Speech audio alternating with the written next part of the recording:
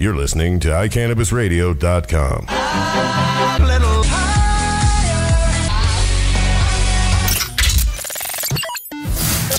It's the John Doe Radio Show. How much higher can you get?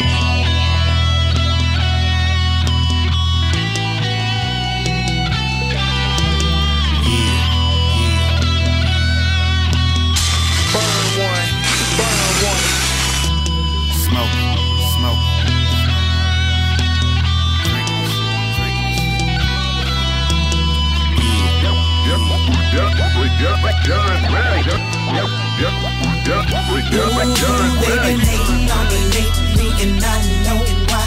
'Cause I'm so fly and they so high.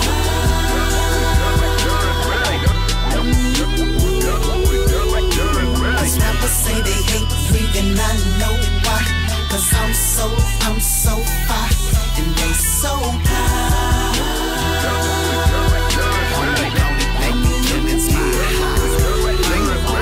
Anthrax and it's a Red Bull. I'm fly, I'm fresh from head to foot, looking like someone you wanna be next to. People hear my music and they singing the next dude. Well, excuse me, let me get through, please. They don't wanna see my next move. Turn flipping when I'm spitting like a drink, I take a jet fuel. Flow goes stupid like a student in a special ed group. Let's move rich to the rescue. Fresh new a cool shirt, let me get my cape on. Drinking on some Mace wrong with a blonde bitch in my bed and a rat gang Jane Bond. Everybody wanna hate on me. I didn't wanna drink and have fun, bitch Wayne John. Maybe cause your girl been 9 me since day one. Now she with the crew, but she about to get the train run on her. But the snake tongue on her spine, I guess she wanna see how good the lizard is. She licked my dick like it's a stick of licorice. And when I busted it, she said it was delicious. This is when I dismissed the bitch. And man, it's funny, when I was young, I predicted this. Everybody that was down with the Vince and switch and start jumping shit. Now they see me with some American, they wanna get their membership. But I'm high, I'm so high, like I'm working on a scissor lift. And I don't give a shit about who my critics is. Ears burning every time they try to mention Ritz. I guess I've been infamous at killing rappers and you wishing you were sick. Cause this and it's senseless. Hating is a sickness, bitch is so lame. Complaining cause I'm the shit, I guess they so high. Hating on me lately and I know why. 'Cause I'm so fly and they so high.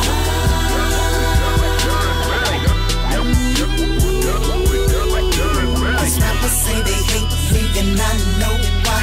'Cause I'm so fly and they so high.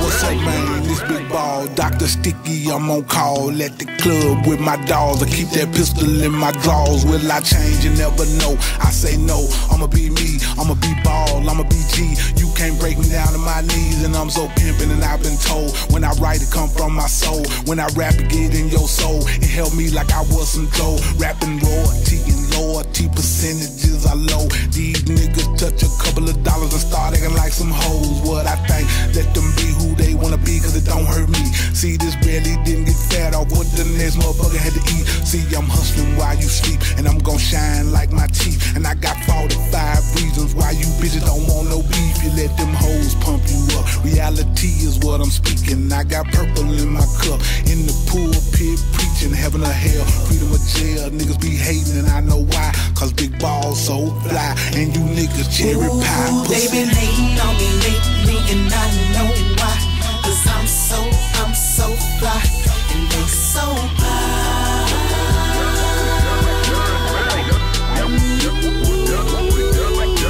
These rappers say they hate me and I know why. 'Cause I'm so fly and they so high.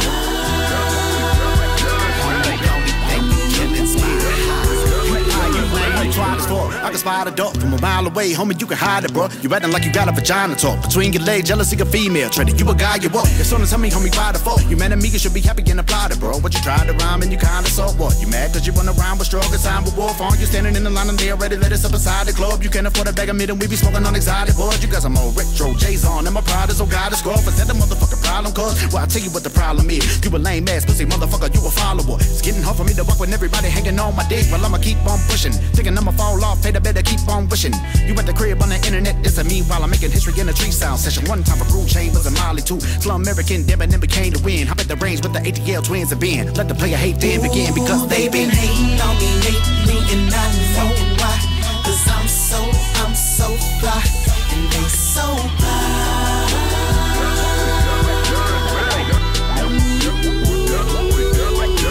These rappers say they hate me and I know why. 'Cause I'm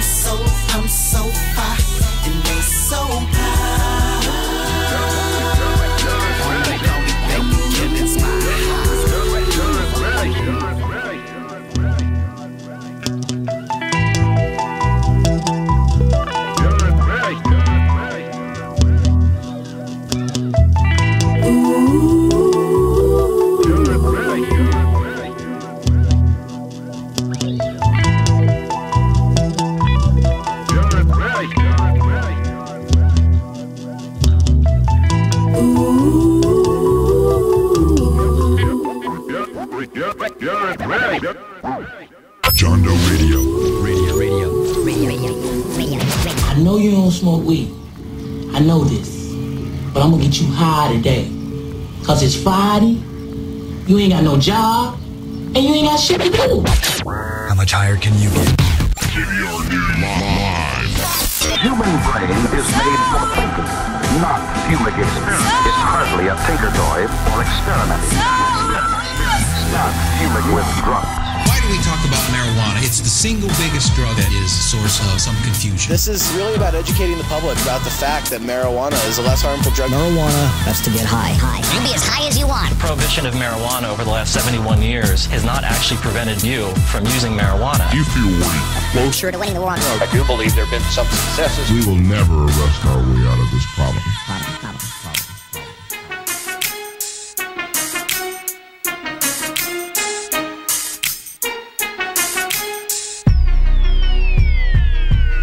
Welcome to the John Doe Radio Show. I am your host, John Doe, here with my co-host, Mike. How you doing? Hey, Friday. Fantastic Friday it is. It's Friday. You ain't got no job. You ain't got shit to do. It's true. All right. What are you going to do this weekend? Fantastic weekend. Me? Yeah. Oh. No, the other person sitting in the room. I don't know if you're opening the phone lines again. You should probably do that today, too. But anyways, the phone lines are open for now. Oh, word. The phone is open for now if you're live, iCannabisRadio.com.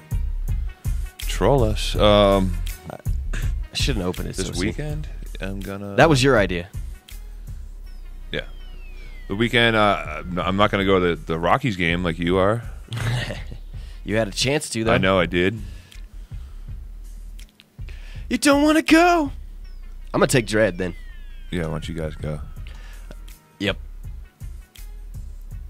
Were they playing San Diego? San Diego. Nice. I've never been to a National League game. You've never been to a National League game? No. You've only been to the Boston Red Sox? I've only been to Red Sox games, yeah, and it's been a minute since I've been to one. But, yeah. Awesome. You're not going to do anything this weekend? Nothing? I plan on fixing my bike after I would get the brakes fixed on the van that fell off this morning. Your brake fell off your van? Yeah, you know that. Don't play dumb. You had to come pick me up in Warren's truck. Thank you, Warren, for letting Tim come pick me up for the sake of the show today. That's the...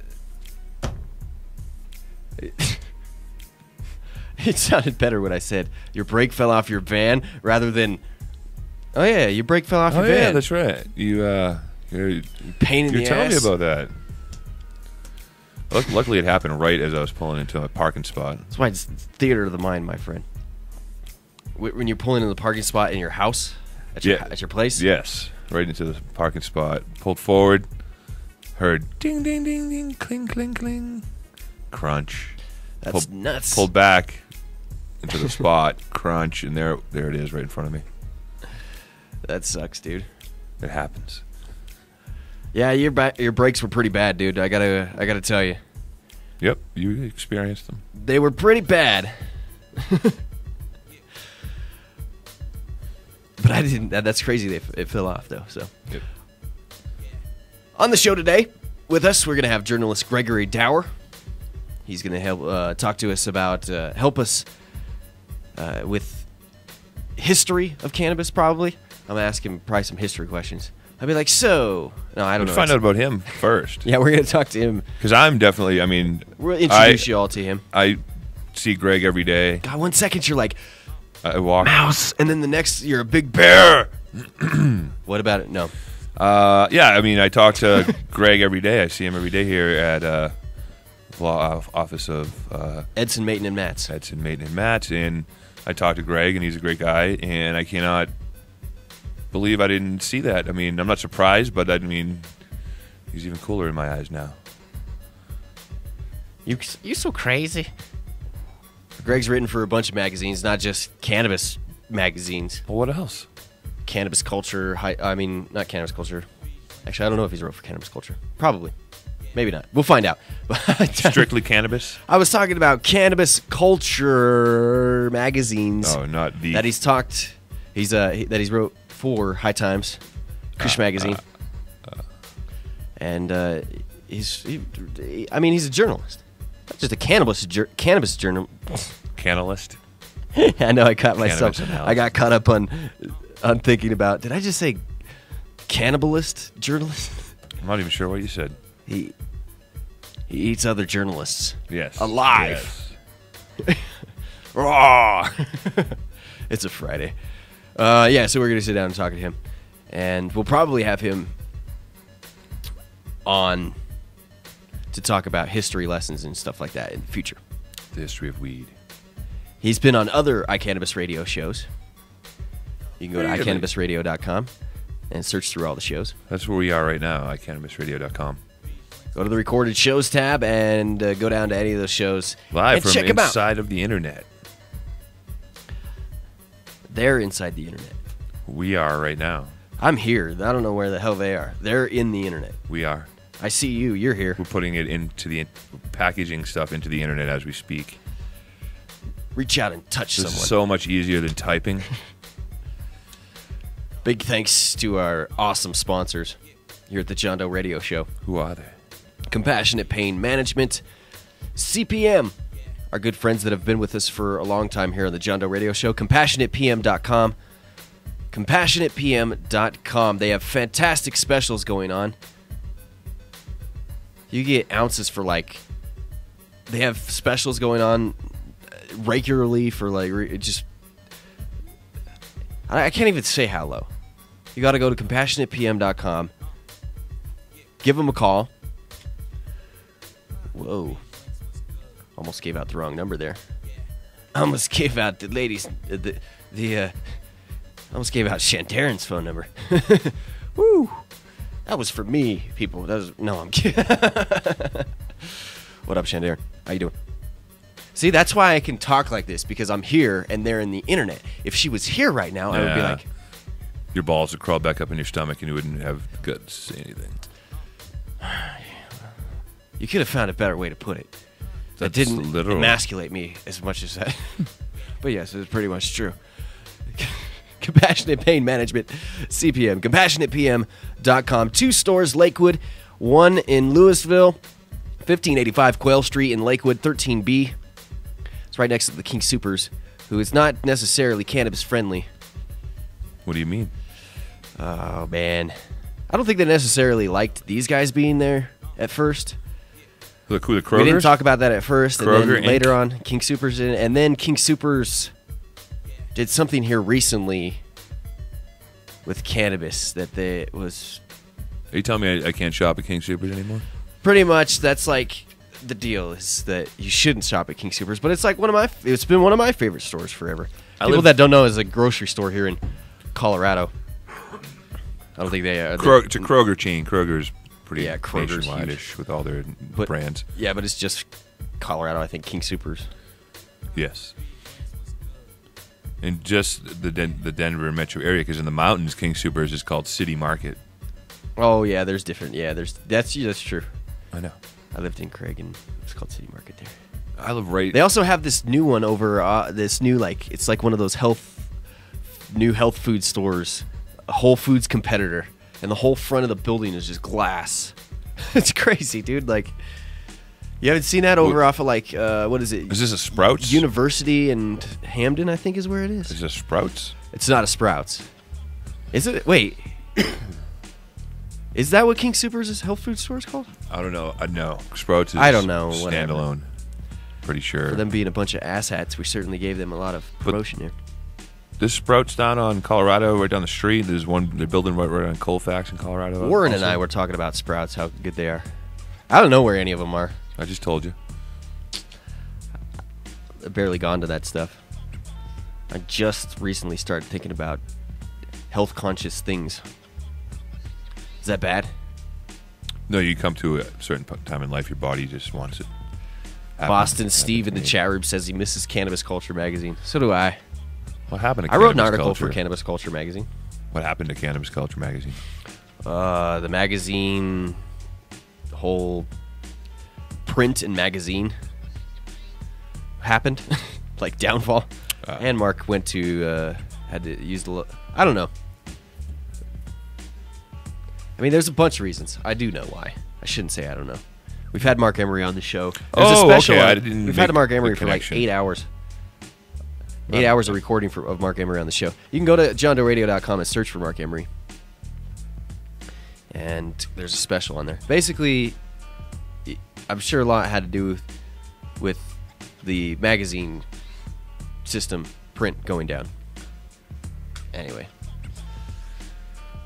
It wasn't the whole reason that it ended, that he went to jail. I know that. I mean, that was a big reason. But I don't think that was the whole reason. Also, big thanks to Element 420.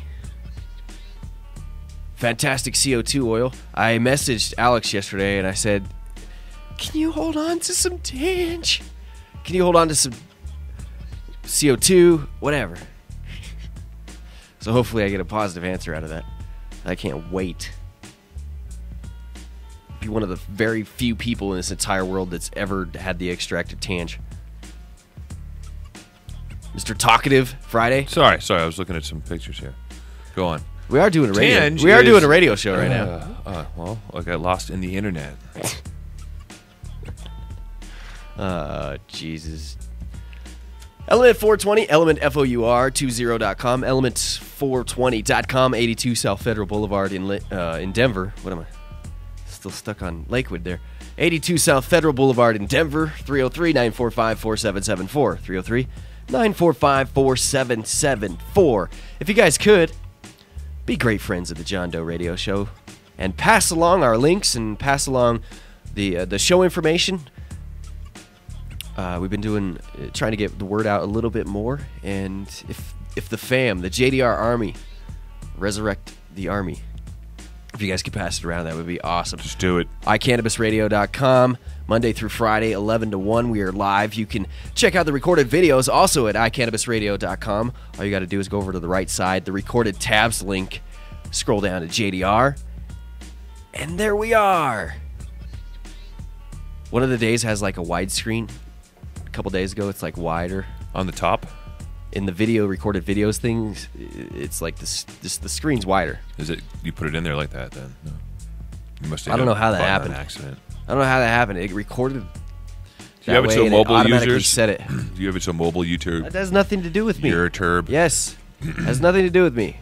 We play music that we have permission to play, but we're small people, and it doesn't necessarily get paid attention to sometimes. So if it sits here and says, okay, this is not available in a certain country, this is not available on a mobile device, it's because we're too cool for our britches.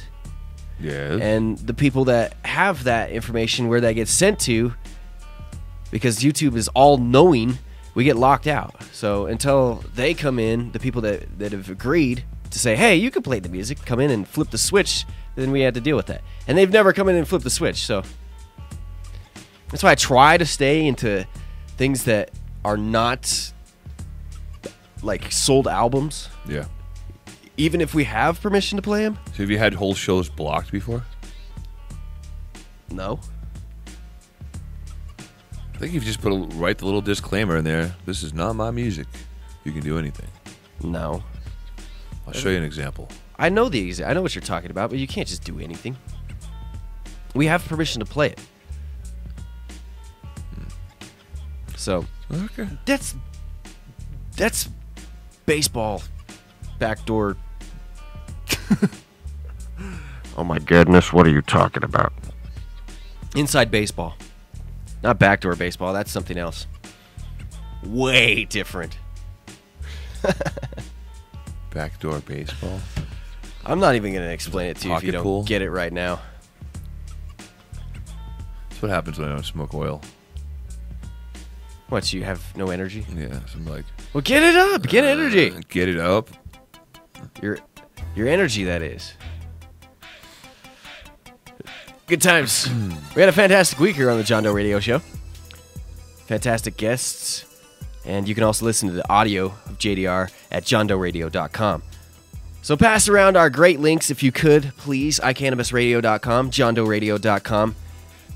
There was a winner of In the Lab with Jennifer's giveaway of the Cannabis Cup tickets, Somebody airfare, won? hotel. There is a winner, and next Monday they will announce that winner to the rest of y'all. So there was flying in somebody, iCannabis Radio in the lab with Jennifer and her sponsors, flying somebody in from out of state to hang out at the Cup. Tickets. Oh my goodness, dude. So get this. There's 13,000. Your face is crazy. I'm stretching my face out to get some energy up You there. were like, he was like, whoa. So 13,000 tickets sold for for the Cannabis Cup.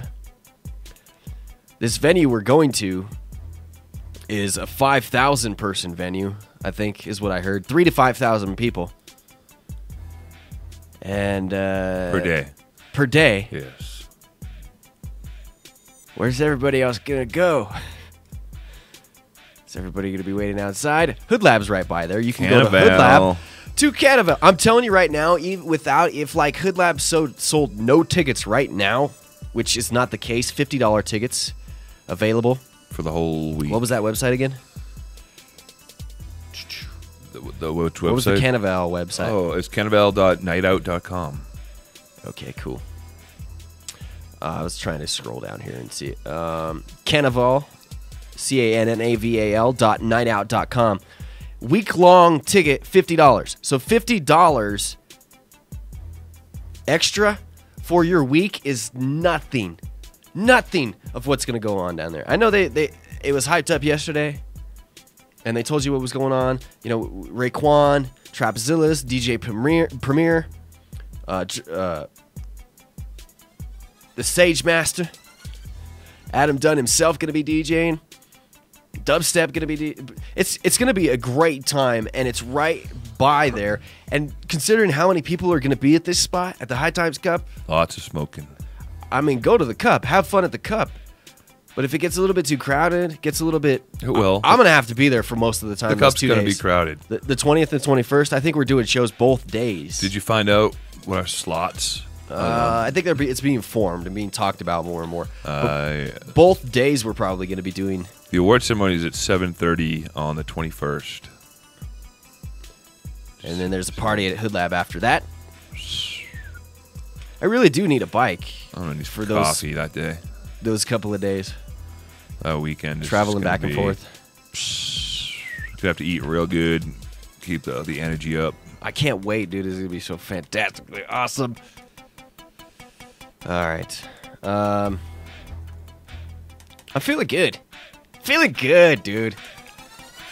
I had a stabbing pain behind my eye today, but it's still... Oh, here's your favorite bed. Hold on, let me get found its way in. Let me get my razor blades out. I'm feeling fantastic. Cut myself to the song. This crazy ass sharp pain behind my eye, though. It went away when the snow. Snow. It's affecting my speech. The show started, but I'm telling you, dude, man. I've been looking for this me for like 10 years, man. Like every time I feel like I almost get things back, I'd be like, oh, yeah. Lots of people messaged me, been saying, "Hey, you sound like you sound like you're excited back on the radio again." I'm like, "Yep, thank you." So I appreciate everybody's support. Appreciate all the listeners of the John Doe Radio Show. It's fun. It's fun to feel good. It's fun to feel good. It's fun to feel good, dude.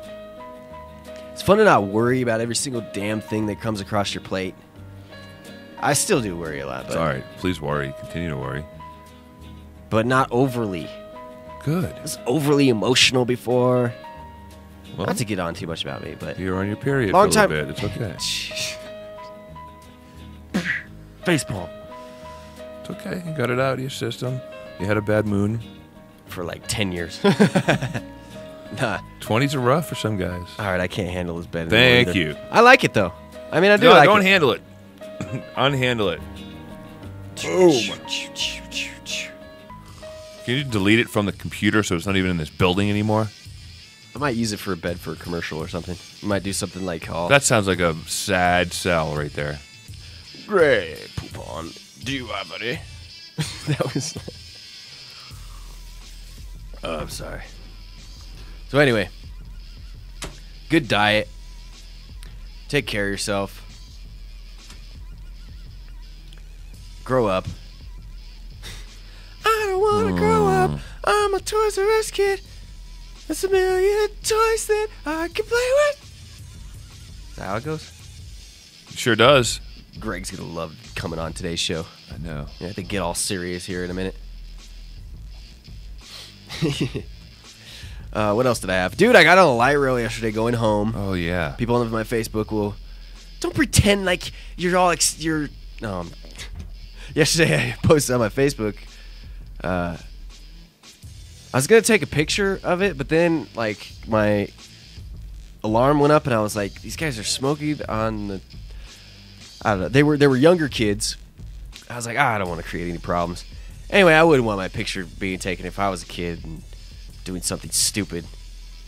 So either way, I just kind of put my head down and sunk down back into the chair, and I was like, I got on the light rail, going home towards downtown Denver, and a few stops in, these four guys get on, younger kids, and they passed by me, and I had this like overwhelming feeling of like weed. I don't know what it was. It just like was this oil. I don't know. I'm not saying your spidey senses were tingling. My spidey senses were tingling, dude. I don't think anything was lit up yet. I don't know. Even before they had got to me, I was like, weed. It was just this thing going off in my head. And I'm already aware of weed as it is because I usually have a bag in my pocket, my pipe in the little iPod shoulder pocket, which, you know, has resin in it, so usually I could smell it. And since I don't smoke that much anymore, I smell weed and resin a lot more, so I'm well more aware and conscious of that smell. So I'm always dialed like, in. So I'm like sitting there on the light rail, and I don't want to invade other people's space. I really don't, you know? That bothers me that, you know, there's a stank. I need to clean my pipe out probably, you know, but the plastic baggie I use, I don't want to carry a big bulky jar. I need to get a different jar. I don't know where my space case is. I think it's over at Chad still. So I just have this bag in my pocket, and there's this lemon hazy Sweet Island skunk mix of flavor coming out, and you're like, oh, damn, I hope nobody sits directly next to me that's uptight. As I don't want to piss anybody off. I don't want to make a bad name for ourselves. So you're still like me. You're still like in my conditioned to think that it's a bad thing. As I like get weed. older, It's not going to go away. More responsible. I'm not saying it's going to go away. Okay. Georgia has also infused quite a bit of her You're affected. influence on me too, which I mean is probably a good thing over the years that I've known Georgia. Sure. You know, we here at the John Doe Radio Show and outside, you know, we've had, you know, the events at the Capitol where we've openly smoked. We've been like in your face, you know, about stuff. And, you know, some people come in and they're like, here in Colorado, we're fortunate enough to have people, you know, that don't necessarily smoke. Our family people that'll come in and sit down and talk to you and say, you know, hey, I'm for all this, but, you know, this is maybe a consolation. Is that the right word for that? Consolation? What am I thinking of? What word? This is something that we could put in place. This is something that we could give up. Sure, that'll work. And anyway, it makes a lot of sense. Hard to argue Sacrifice. with. Yeah, something we can sacrifice. Meet them in the middle with. So, getting on the bus and smoking a rolled up blunt paper, or blunt wrap, which is pretty much what it was. I don't think I smelled really any weed. Mostly smelled blunt. I looked over. The thing was like this little pinner. I mean, it was like no wider than you could have rolled the blunt paper. I wanted to ask him, I mean, if I was a ballsy enough cat, maybe catch me like 5 years ago or whatever, man, I may have like smarted off to these kids. But now you never know, man. These kids may have come up and shanked me right there in the RTD. Does that happen? I don't know. I'm getting older, dude. What the heck is wrong with me? You're getting afraid I was gonna look up kids. at him and be like, you guys should put some weed in that wrap. Should have asked for a hit. I was already feeling horrible because there was a lady next to me who had this little kid, and they were diagonal from these guys. You should warn me when you're going to do that so I could mute your mic. This song always provokes it. It just reminds me of Jamiroquai for some reason. Remind me next time we do that. It's almost like nails on the chalkboard. Let's just bring in some WD-40. I remember one time I was in downtown Denver on a Sunday, and there was really no one around where I was. And I was just riding my bike, and I stopped, and I was on the phone. And And this dude comes up and he asks me for a light, and I'm like, sure. Pulled out a lighter, and he looked around and he reached down and pulled a joint out of his sock, and he lit it up. Yeah, I've seen that happen. And then he gave me my lighter, and he's just like, "Hey, you want a hit?" 16th Street Mall all the time. No, but all just the time. pulling a joint out of your sock and then offering a hit to someone. Dude, at concerts all the time. Out of your sock? Dude, concerts all the time. You know what, at the Fillmore, here's our trick at the Fillmore. You know, outside, there's that gate right there. They put up a gate outside the Fillmore, and there's a smoking area. Yes. Well, somebody goes in, secret, ladies and gentlemen, somebody goes in to the Fillmore, and then comes out, smokes a cigarette, sits down up against the gate, you know, has a coat on or whatever, and then a person, like, kind of kneels down outside the gate. You just kind of act like, you know, back to back. There's a gate there, slipping underneath, and you got it. Letting whatever people in? you want. No, just like how you get shit in. Oh, I gotcha. Because even though weed has become more accepted, there's... Damn. For some reason, I find it harder to get shit into concerts now. I don't know if it's because before I had more gusto, and you're like, ah, oh, screw it. Bigger balls. Yeah, you're like... They can smell the fear or something. No, I hired those people, and those kind of people. I hired event staff for a while, and I think they're just better event staff nowadays. Well, but yeah, that's the way we do it at the Fillmore over there. I think you used to do it, and you got to come up with a new way now. Dude, you're gonna electrify those fences. And then the Gothic is the only place that's ever caught me with a pipe. They What wouldn't do let they say? They wouldn't let me in with one. I had to take it back to my car. I think Paul Token went with me one time, and he had to throw out his glass blunt. And but then we were smoking on the stairwell one time, Cypress or Be Real concert, and the guy was like, "You guys can't smoke that here. You got to go down there in the crowd." I went to Cervantes last night here in Denver, which is probably the most friendly cannabis. Well, it has been the most friendly cannabis place for a long time. I want to watch some bluegrass, some grass for that ass. That's what they call it. Grass for that ass. Grass That's awesome. for that ass. We didn't stay to watch Picking on Fish because this band played for like 2 hours. It was like the same bluegrass song, just a little different for like 2 hours. They were jamming. I was really waiting for the Picking on Fish. I've never seen Fish. I've never even really listened to Fish, but I figured bluegrass Fish badass might be a great start to Fish. Yeah, I figured Fish it would does be badass. some bluegrass songs. I saw an X last night too. It's crazy because I'm going over my whole Facebook posts really here because this is just what keeps popping into my brain. These things blown away the past couple. Anyway, I won't name her, I guess, because at the time I may have been drinking quite a bit. So yeah, it wasn't my best moment. But this girl, insanely sweet girl, very awesome girl. My friends that listening all know who I'm probably referring to. She's local. Oh yeah, local. Long time. I've known her for a while. She used to hang out with us at Marijuana Radio. Industry girl? No, not really. She used to hang out with us at Marijuana Radio. And I always kind of had a crush on her. And yesterday, I don't know, for some reason, like commented on one of the posts that she had. I don't know, somebody was being brave and like arguing with her and her friend. And I was like, I said something about, I would stop there. And then today, I quit an argument too with a female before digging myself in the hole. I am growing up. I am learning, dude. It proves it right there. Anyway, I talked to her yesterday for the first time in a long time, and then we went to that Cervantes show, and we're leaving. This place is packed. I have never seen so many people inside Cervantes' other side. Dude, for real, bluegrass. There are some granolas in Colorado, dude. Sure. That leftover salmon gets a crowd in Denver big time. Yeah, a dude from, I don't know, Leftover Salmon. I just know they're big. I'll tell you what, the guy from Leftover Salmon was playing Picking on Fish. Anyway, we were walking out and I ran into her and she gave me a big hug. That's the end of that story. The end. Go ahead. What were you saying? I was just gonna. It really doesn't make sense to say now. It really made sense to say when I was saying. Go ahead. Let's go back. I said when Leftover salmon is really big here in Denver. I was going to say, and this would have made sense then, but not now, but we're recapping so I can say it.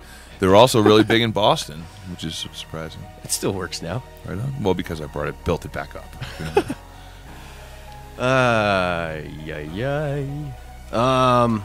Gonna get Greg in here in a minute. Greg, come on in. Oh, I stopped it. I didn't mean to do that necessarily. Dude. All right, I'm going to play this hemp commercial that we have here.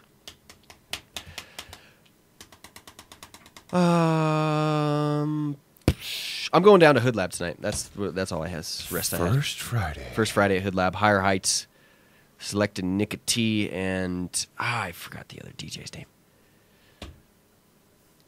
It's I would say show up to Hood Lab in April. If there's any other party elsewhere that you want, that you're going to, it's not going to be as cool as Hood Lab. All right, have yourselves a good 30 seconds. A good 30 seconds. I'm not used to taking a break when the music stops. I'm used to the show being over. I knew that. I got it covered. Thank you, dude. Get back into it. All right, we'll be back here. It's the John Doe Radio Show. We're live on iCannabisRadio.com Monday through Friday, 11 to 1. John Doe Radio. My God, it's fun. John Doe.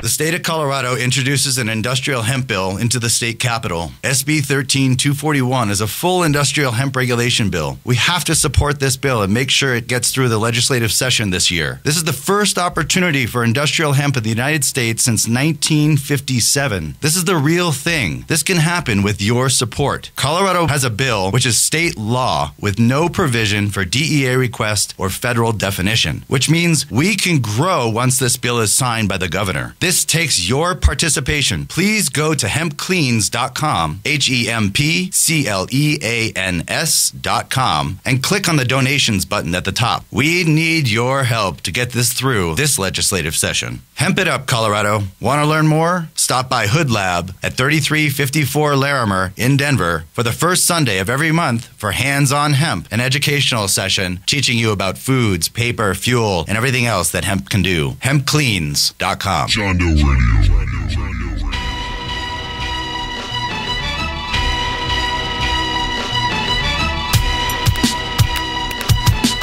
You're now listening to Other Beats. And you're listening to the John Doe Radio Show. Thank you for hanging out with us.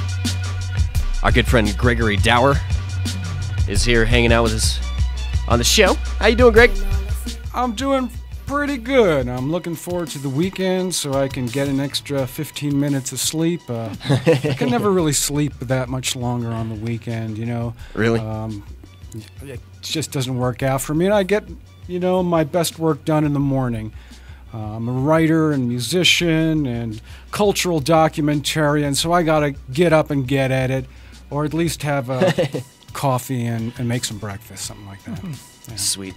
That microphone that we have is so freaking big.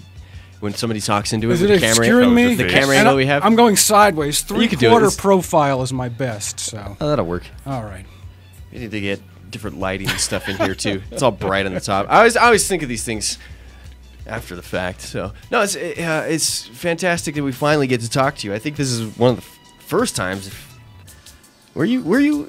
Did we ever get to talk with you before on the show in the old spot? I don't think. I think we planned to do it and we Never didn't. Happened. But here's your show, and here I am. I know, it's fantastic. So you've written and done media for just in many places, not just Cannabis magazines. That's right. I mean, so how long have you been doing journalism? Well, I graduated from Metropolitan State College of Denver, as it's now known, in about '87, and I was an English major with a writing emphasis, so I did some writing at the time. But it was after I graduated, actually. I wrote for the CU Denver Advocate and got to do a lot of neat stuff, interview all sorts of people, which I enjoyed. And that got me clips so I could approach different magazines. And one of the first magazines I approached was a trade magazine called American Brewer. So I wrote about the Wincoop Brewing Company in 1990. And from that clip as well, I got my first assignment from High Times in 1990 to interview a. Well, he was a very conservative, NRA certified kind of libertarian dude named Robin Hyde. He was a political gadfly, as he was called here in Colorado. So it was a feature interview, which is like the Playboy interview. It's supposed to be serious, folks. That's what I mean by that. Not that there's breasts in it. When or people say they something, read Playboy for the articles, they're serious. It's good art. Some good people writing. are, exactly, historically, at least, yes. So I always treated High Times that way, too. I had collection from the...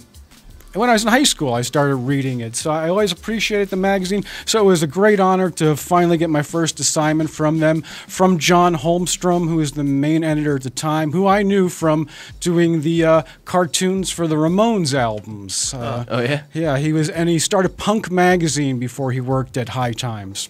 That's cool. Yeah. So what's your favorite topics to write about? I mean, is it just... I mean, Right. various things. Does it matter? I mean, is it? It does matter. I see a It lot. does. I see you interested in a lot of music. I see you interested in beers. That's right. I see you interested in cannabis. Yeah, I like the idea of connoisseurship and culture and how they intersect, and how marijuana has its own culture. Yeah. And it's culturally relevant.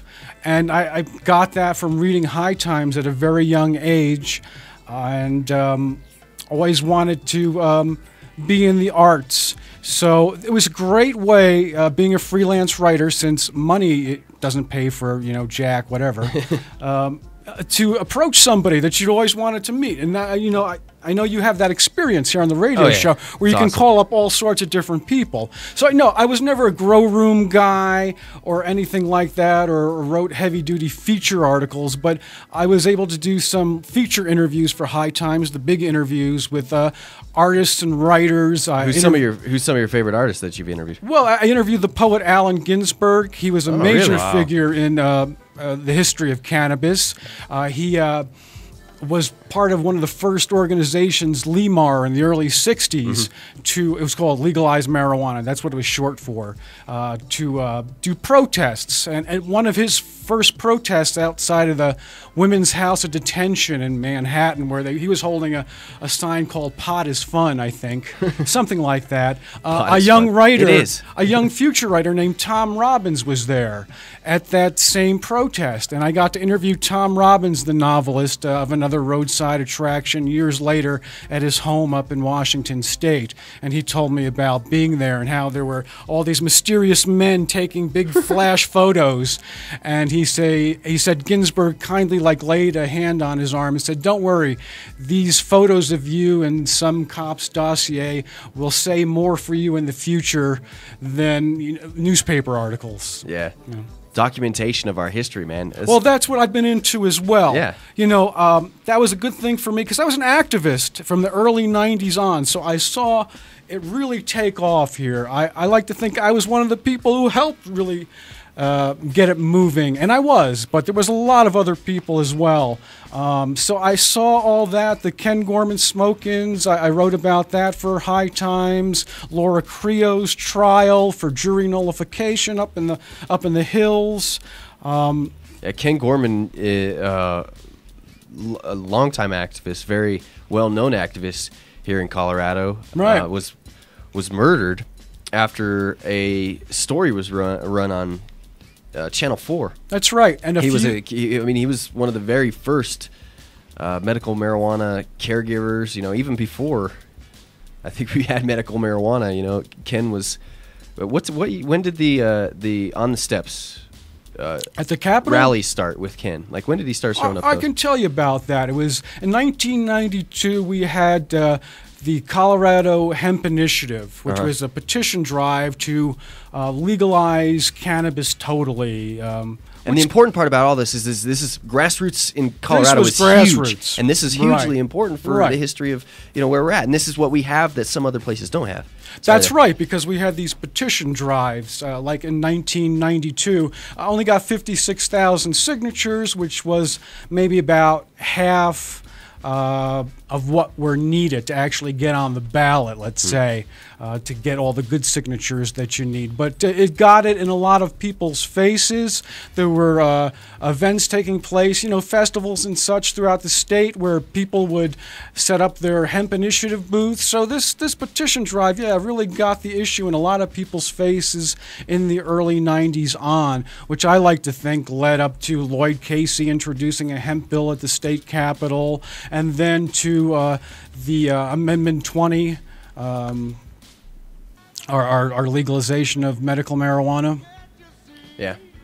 But the first smoking at the Capitol, it didn't go the 1992 initiative. So there was a patient. She was a glaucoma patient named Connie Barrow. She also had a hemp store. The first one in Colorado. It was like 1991, something like that. It was in Lakewood. She said, "I'm so mad. I'm going to have a smoking at the Capitol." And I said, "Oh, Connie, that's a terrible idea. Terrible. We're trying to make this a respectable issue, and getting up there and in front of the Capitol and people smoking weed. It just doesn't project the right image."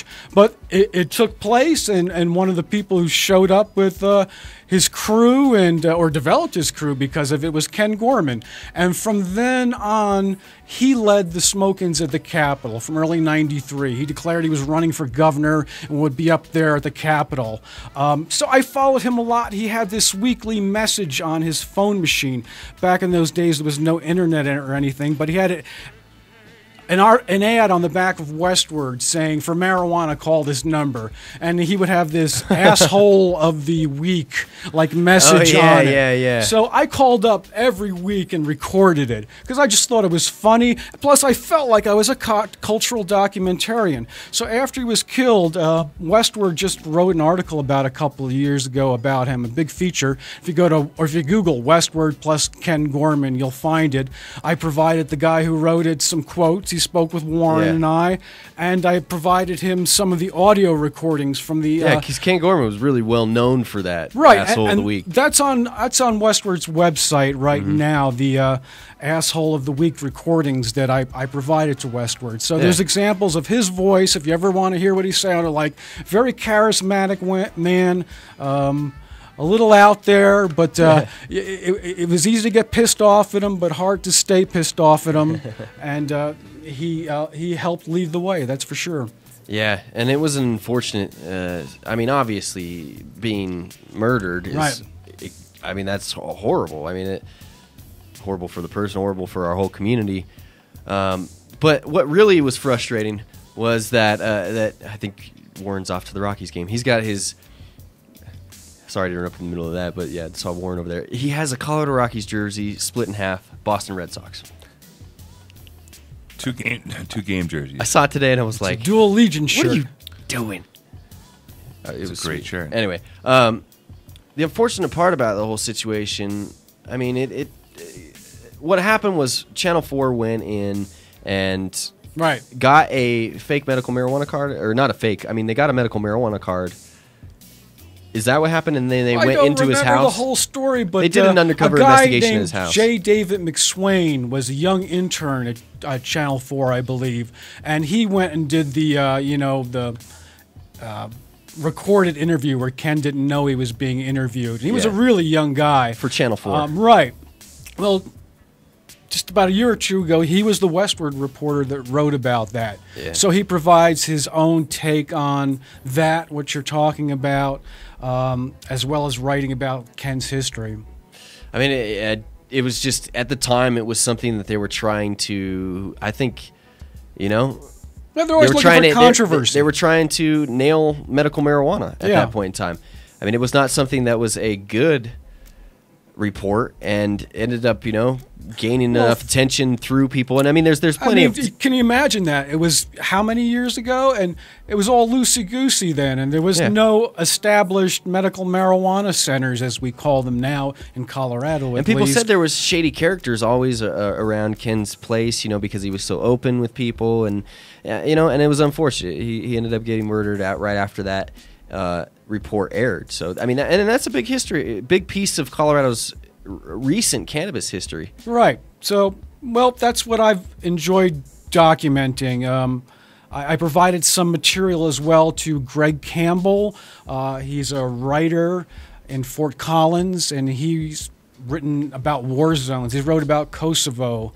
He's written about, he wrote the book Blood Diamonds, which they loosely based a movie on some of the facts. I provided him some research material as well for his book, and I got to write about him recently. Can I just read some things occasionally from some of my articles? Go ahead. Some of my recent ones. This was recently published in Culture magazine in Southern California.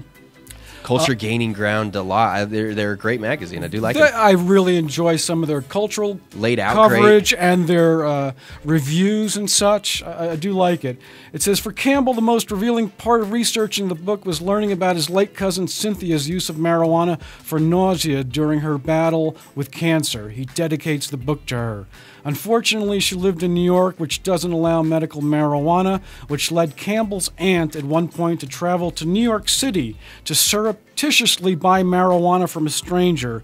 The episode still angers Campbell. He says, quote, my cousin would have qualified in a heartbeat if she'd lived out here or in California to buy medical marijuana in an environment that preserved her dignity and didn't put my aunt in this position of personal danger, legal, physical, of having to conduct an underground transaction. He adds, to me, that was when the bell was rung most loudly in my head about how stupid this war on marijuana is. And again, you were writing about... I was writing about Greg Campbell, who's an author who wrote a book called Pot Incorporated, which is set in Colorado, talks about the history of some of the marijuana issues out here and the legal medical marijuana that happened in the late 2000s. That's. Is there anything that's, off the wall? I mean, just surprised you? You went in because I know when I got into news, I thought one thing about certain aspects of news, and then when I started to write it and I started to get into it more, there were certain situations that made me change my mind. I mean, journalism has been my biggest teaching experience ever in life. I mean, ever in life. I've had more access to more things, more people, more situations than I've learned more through doing it than probably going to college. I mean, is there ever some situation or an article or anything that you remember that you got into that was just like switched your mindset around about something or just blew you away? I mean, I know a lot of your pieces are not necessarily, I mean, they're entertainment pieces and pieces that are put into... Yeah, they're entertainment. They're also culturally relevant. Yeah, culture. That's what I'm looking for. Gosh, right now I can't think of anything that just snaps to me that changed my whole mindset around or anything like that, but we can come back to that. But again, it's just the experience of being able to talk to anybody you want to or go to somebody's place. I wrote for Cush a few articles. I wrote about Hank Williams III. I was the first writer to write about Hank Williams III for High Times magazine. He's one of the few country people I like. Well, he's country / heavy metal / all sorts of things. He's some crazy music. Right, and I wrote about the rap act Das Racist, who were one of my favorites from the last couple of years. I wrote about one of the Merry Pranksters, you Grateful Dead folks out there. Are there any Grateful Dead folks out there? Ought to know about the Merry Pranksters and Ken Kesey and his band. I wrote about Ken Babs, who had been in Vietnam in the early days, before it was declared a war, as a helicopter pilot transporting Vietnamese troops around. And he was on Ken Kesey's bus that went across the country, and they did all the they did all the psychedelic stuff. So it was just great to be there in his own home, just a little east of Eugene, Washington, and so it was great to do that. Let me just read you a little thing. Interrupt you here. No worries. What can Babs say about Oregon being a medical marijuana state? Well, for one thing, Babs doesn't mind revealing his status as a patient. He said he had a state-issued card early on, but then found out he'd have to pay to renew it every year. Quote, screw that, laughs Babs. Quote, eventually it's got to be legalized, he says. We've got to drive out the criminal element as much as possible. Babs adds, when I first started smoking pot, Everyone shared it. There was none of this possessiveness or greed about it. People see it now as a way to make a lot of money. That's an interesting, because I think that's more clear now than it ever has been before. We see that as well. As Weed Country normalized shows as it's it. gotten. Weed Country shows it. That's probably the most recent massive example that got put out to the entire nation, that there's this divide. There's this divide between growers, the growers and the shop owners. There's this divide between generations, older generations and the new generation that's come in here, the past couple of years and started fighting for marijuana. There is a divide there, and a divide in thinking. And I'm not saying that everybody, in both sides thinks the same way, but say in California, where they want to protect certain things and they're not voting in cannabis legalization just to get it in. They want to have the right thing put in there, structure put in for growers, so the system doesn't fall in the Emerald Triangle in Northern California. And that's probably a pretty decent idea. I started thinking about it more and more after Prop 19, and especially here recently with legalization and how we've seen everything go here in Colorado. Mm-hmm. If you were to legalize in California, that area would have to see a boom somehow in that legalization aspect, because if you kick out the legs, I would think so. Or as a tourist destination, just like they have bed and breakfasts at wineries and things like that up there. Well, the amount that growers can get for their greens is falling, and it's fell over the years. That's right. And if people have to shut down and move, and I'm not saying, it's entirely possible that you can grow outdoors and grow enough when legalization happens, or get a permit and a business. But at the same time, this economy is so dependent on the growers up there. If a good amount of them go out of business, or they leave, or aren't making as much money, that could see a pretty big slump. I understand, and I'm more understanding of that now than I ever have been. Yeah, I don't know what to say to that. It's an interesting topic. It popped in my head after you. Yeah, read let's that talk article. about me. Yeah, no, it's popped in my head after you read that piece, because I think people aren't as sharing as they used to be. But we're still a sharing community. It was very interesting to read about the culture of that, through High Times. They used to have these fairs and stuff up there, and they used to have the labels from the early days that were put on bags of weed, with a skunk on it or something, or a rocket ship. There was this artistic creation, just like on beer labels or something. Yeah. I've written about beer label art. So beer art, graphic arts. I've written about Ralph Steadman, who did a lot of Hunter Thompson's. He's a self-proclaimed bad artist. Yes, a self-proclaimed. Well, we know he's really great, actually. Sure. No, I love Ralph Steadman's art. Yeah. It was joy to meet him in the early days and have a pint or two with him and talk about his art. And so we don't talk about beer a lot here on the John Doe Radio Show. We don't talk about alcohol a lot. No, I'm not. I would like to. I've written about. I don't know. I don't like much beer. Right. And so what?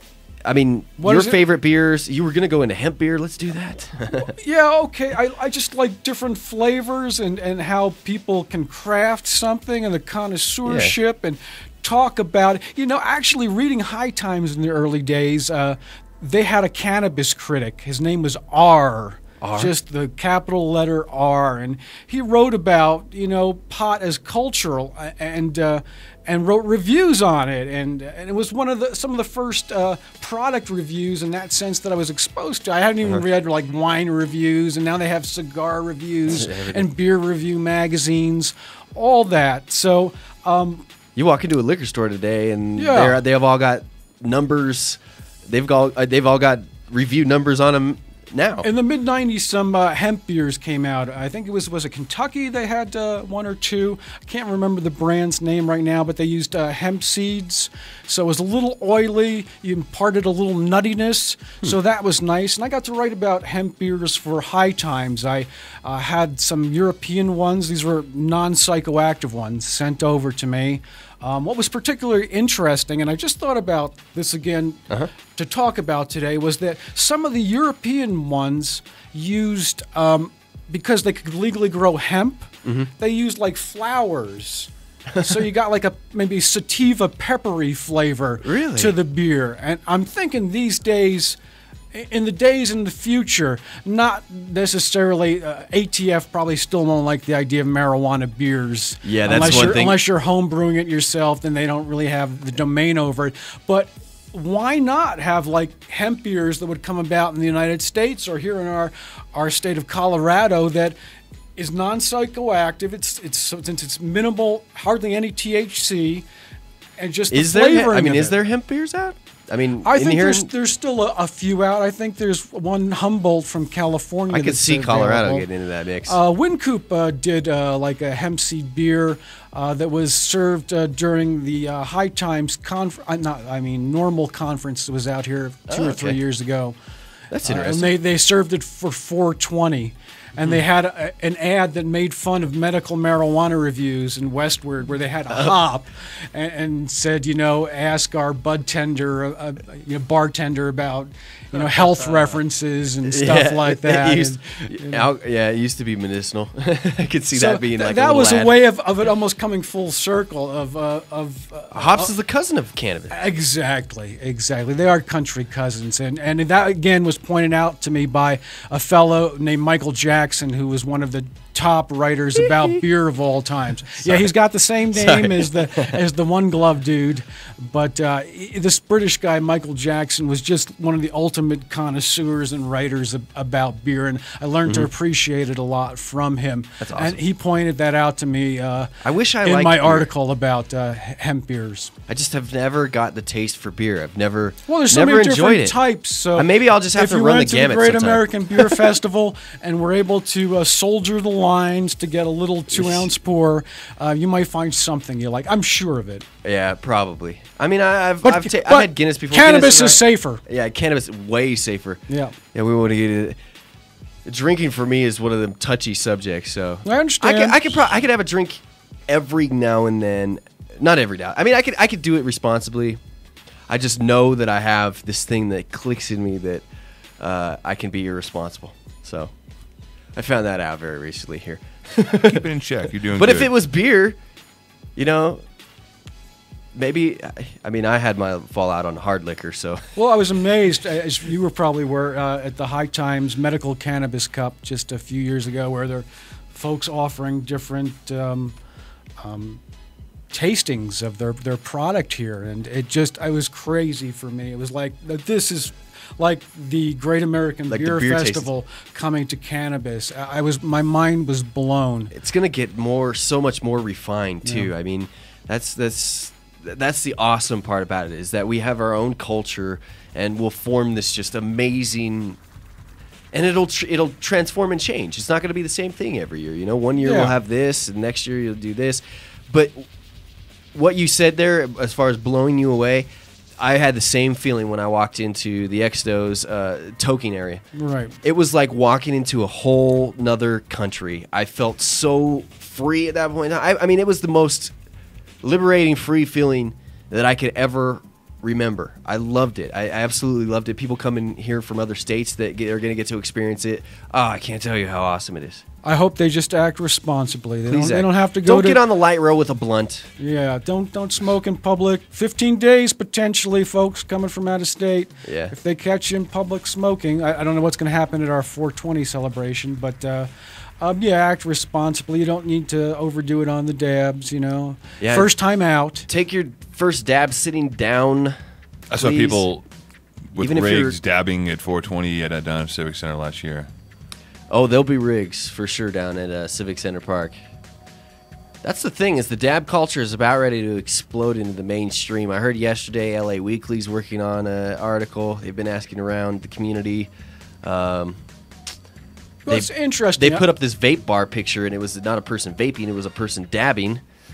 As someone who's tried it, You know, I've had some mixed experiences. I'm from old cultural days, you know, with you know, just regular weed and shitty stuff at that, and then finally leading up to better stuff. And right now with the medical marijuana in Colorado, we're almost back to Reagan era prices as far as weed goes. It's crazy, incredible. It's going to go up again before it falls back again, but it'll fall back again. One of the people I interviewed for High Times was Dr. Andrew Weil, famous natural foods and medicine doc. He relies heavily on peer-reviewed studies, but he also tries to point ways to people to do things responsibly. As far as drug use too, I know he's on the board, I think, of the Drug Policy Alliance as an advisor, has been with NORML in the past in that capacity. But he's always said in his books, the more you concentrate a substance, the more problems you're going to have with it. Now, I know cannabis is one of the safest substance out there, but I just have some reservations about dabs. I don't want to dismiss it or condemn it. I've experienced it, and there does seem to be some benefits. Downsides can be that it's too harsh. I mean, the smoke is too hot the way some people do it, and it hits you too hard sometimes. Some people, yeah. So that's what he said. I just want people just to keep that in mind. That would probably be the advice of Dr. Andrew Weil. Yeah. Limit it, you know, don't do it every day.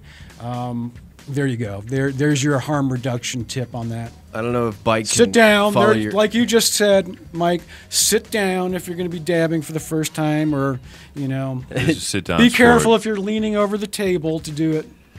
I don't have a problem doing it standing up, but I seriously recommend your first time you do it sitting down. I'm not trying to be an asshat here. I'm just trying to protect our community. I don't want you to fall over and smash your head. Okay? It's not for everybody.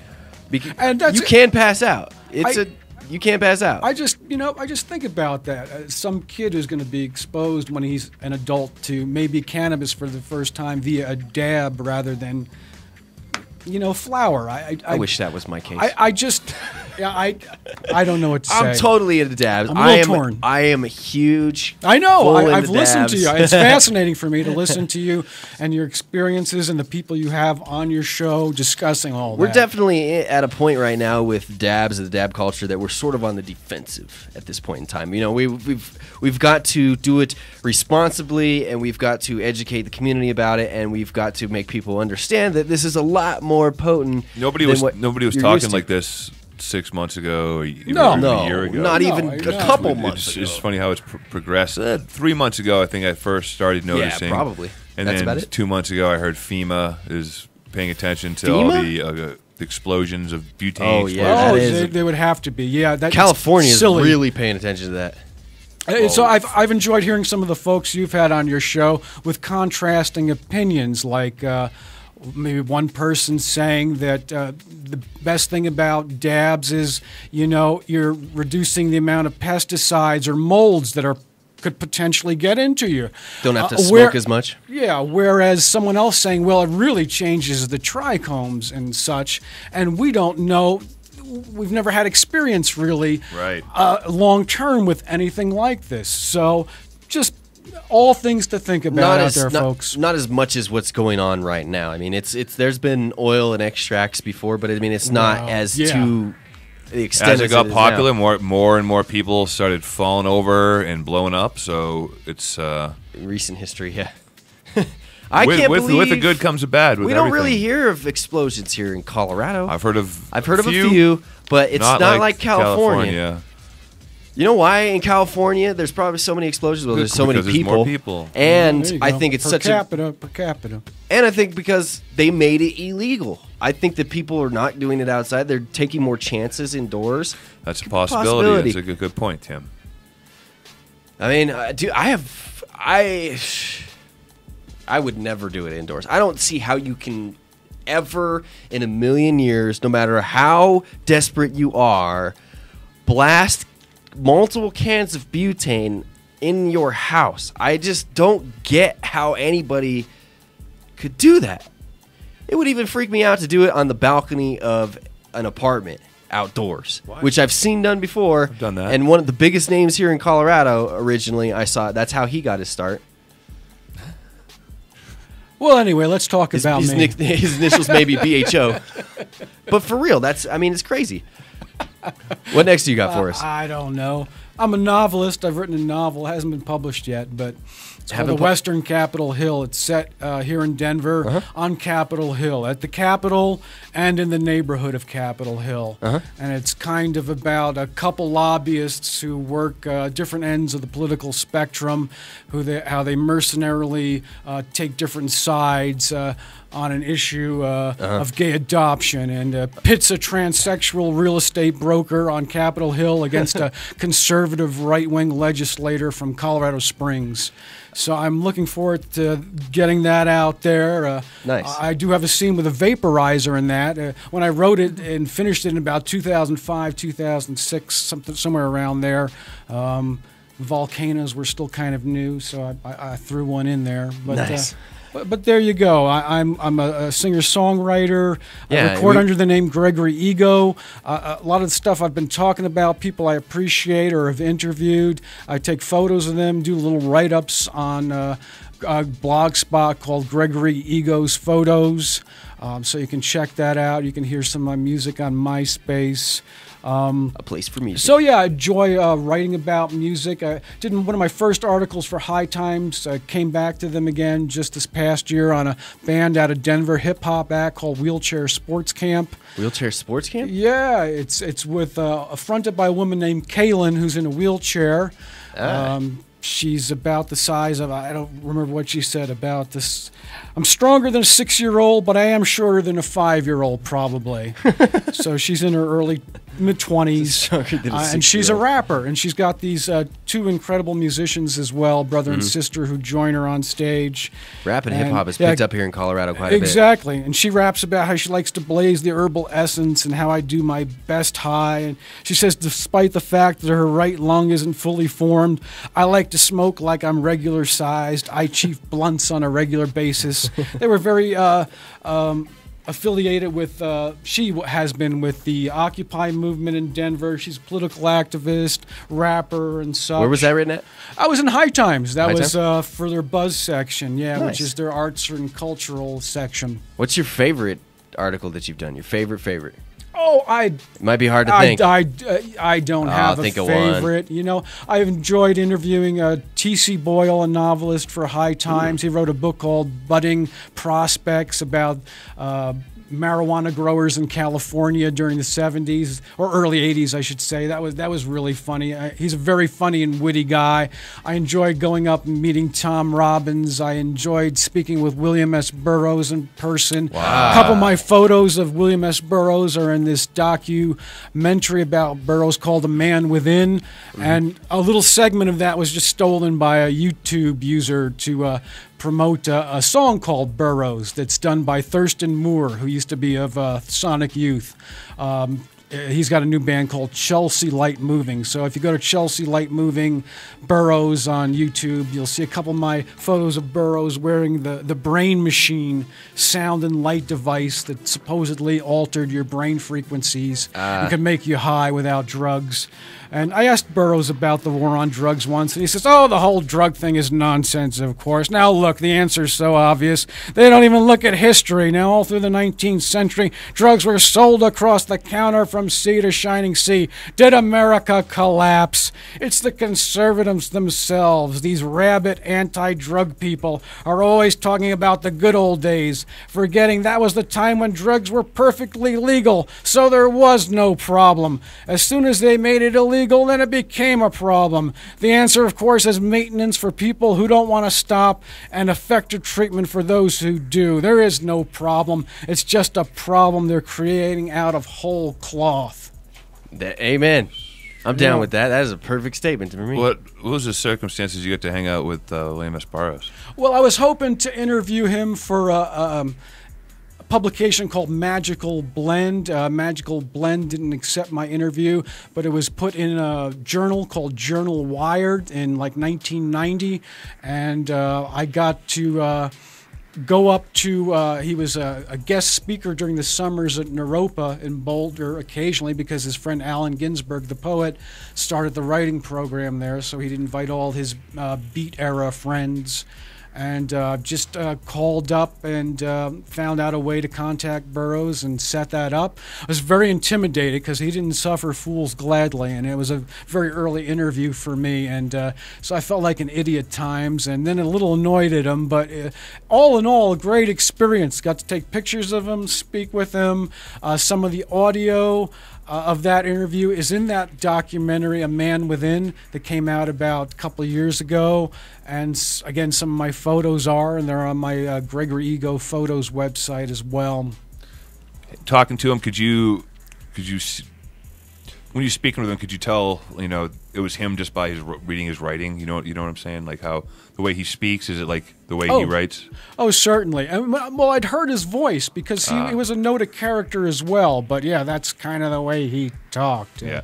You hear him talk about Dr. Benway from his famous book, Naked Lunch, where the guy's in the operating room doing like almost bullfighting on the patient on the operating table. A very politically incorrect and scathing satire, and that's what I've incorporated into my own gestalt and the way I approach novel writing myself. That aspect of Burroughs or Kurt Vonnegut or Tom Robbins or T.C. Boyle. Social satire, criticism with just this is where we're at as people on planet Earth around this time period that you're writing about. That's great.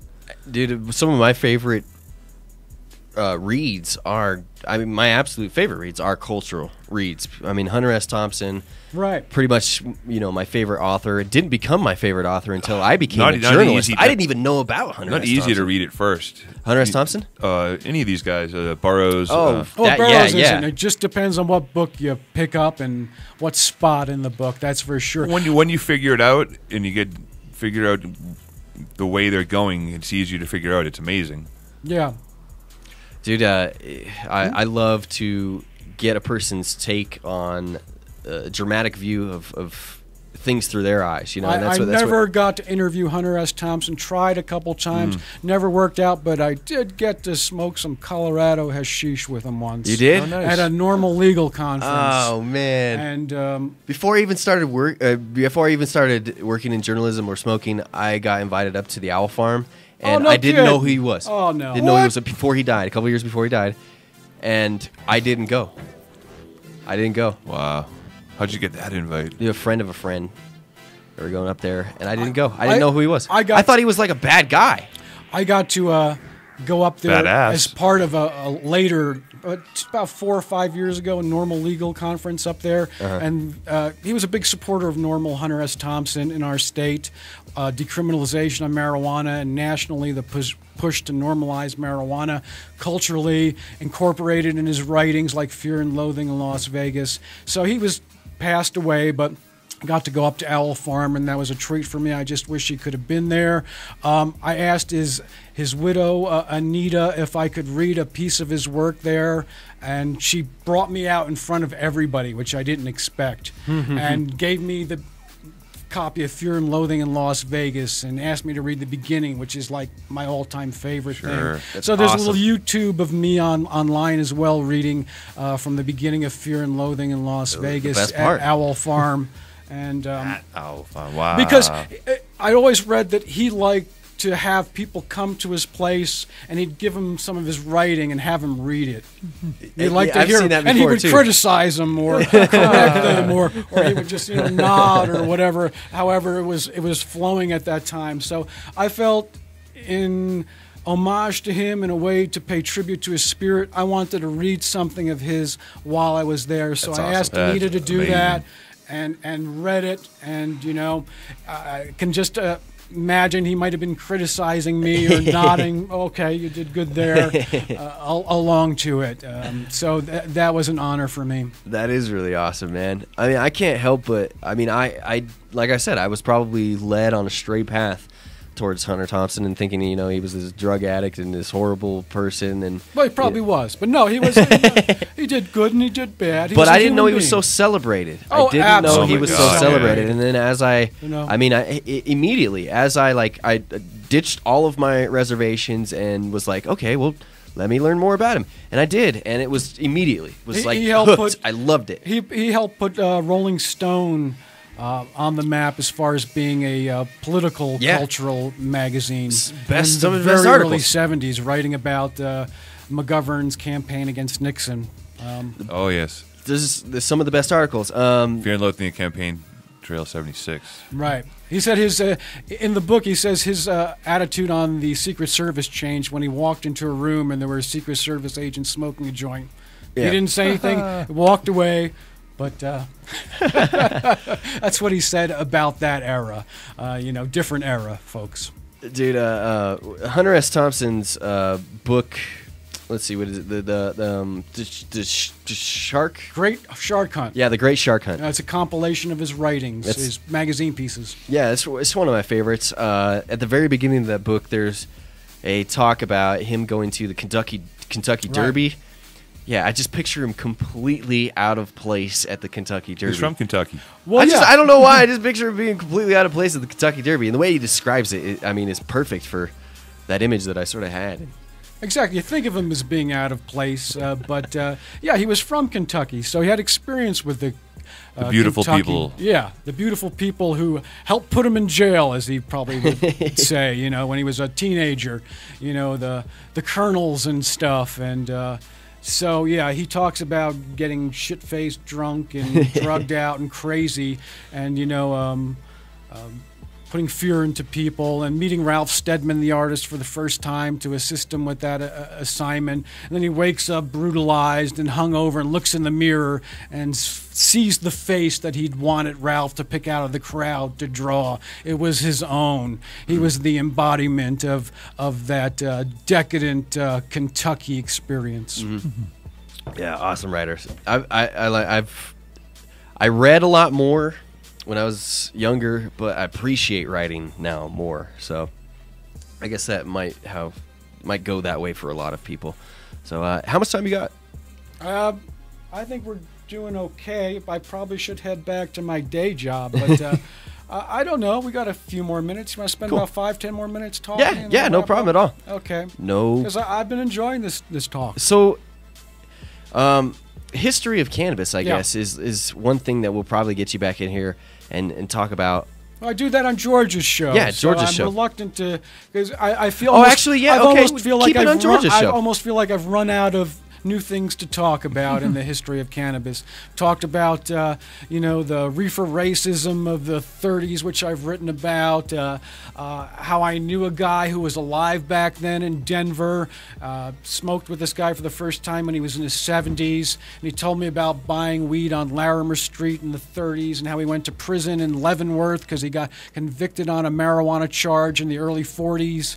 I've talked about the psychedelic days at the Family Dog, which I wasn't there, but from what I've read and heard about it in Denver, it was one of the outposts of psychedelic rock, with all the major San Francisco acts coming to Denver. Really? And I found Warren was telling me this block that we're on, or Evans, this part of Evans, used to have a bunch of pretty happening clubs. PT Strip Club was the Family Dog.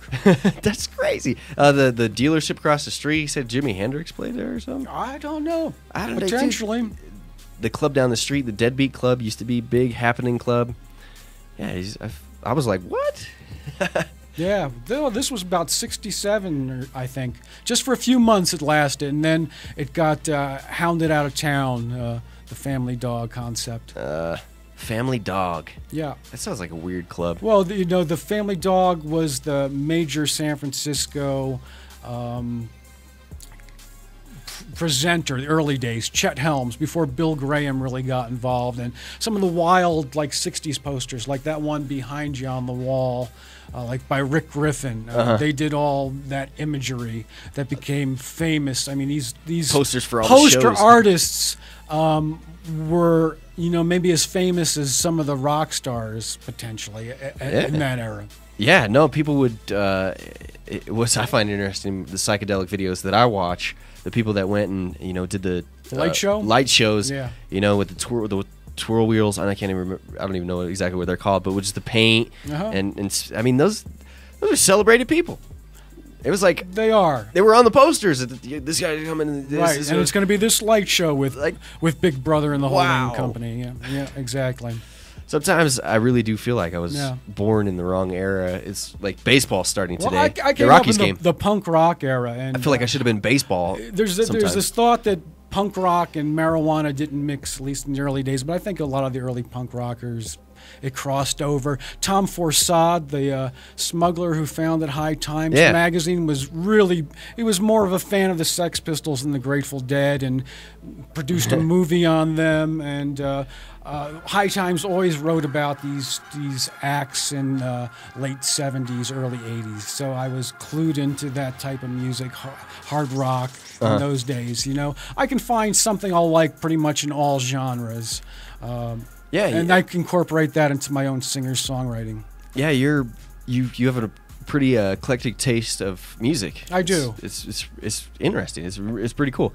I like a lot of different music, but I don't think I like as much different music as you do. Last time we went and saw Bluegrass at Cervantes, Train Station, something, one of those. It was like one of those, a group that had guys from different groups came together. They were super group for Bluegrass.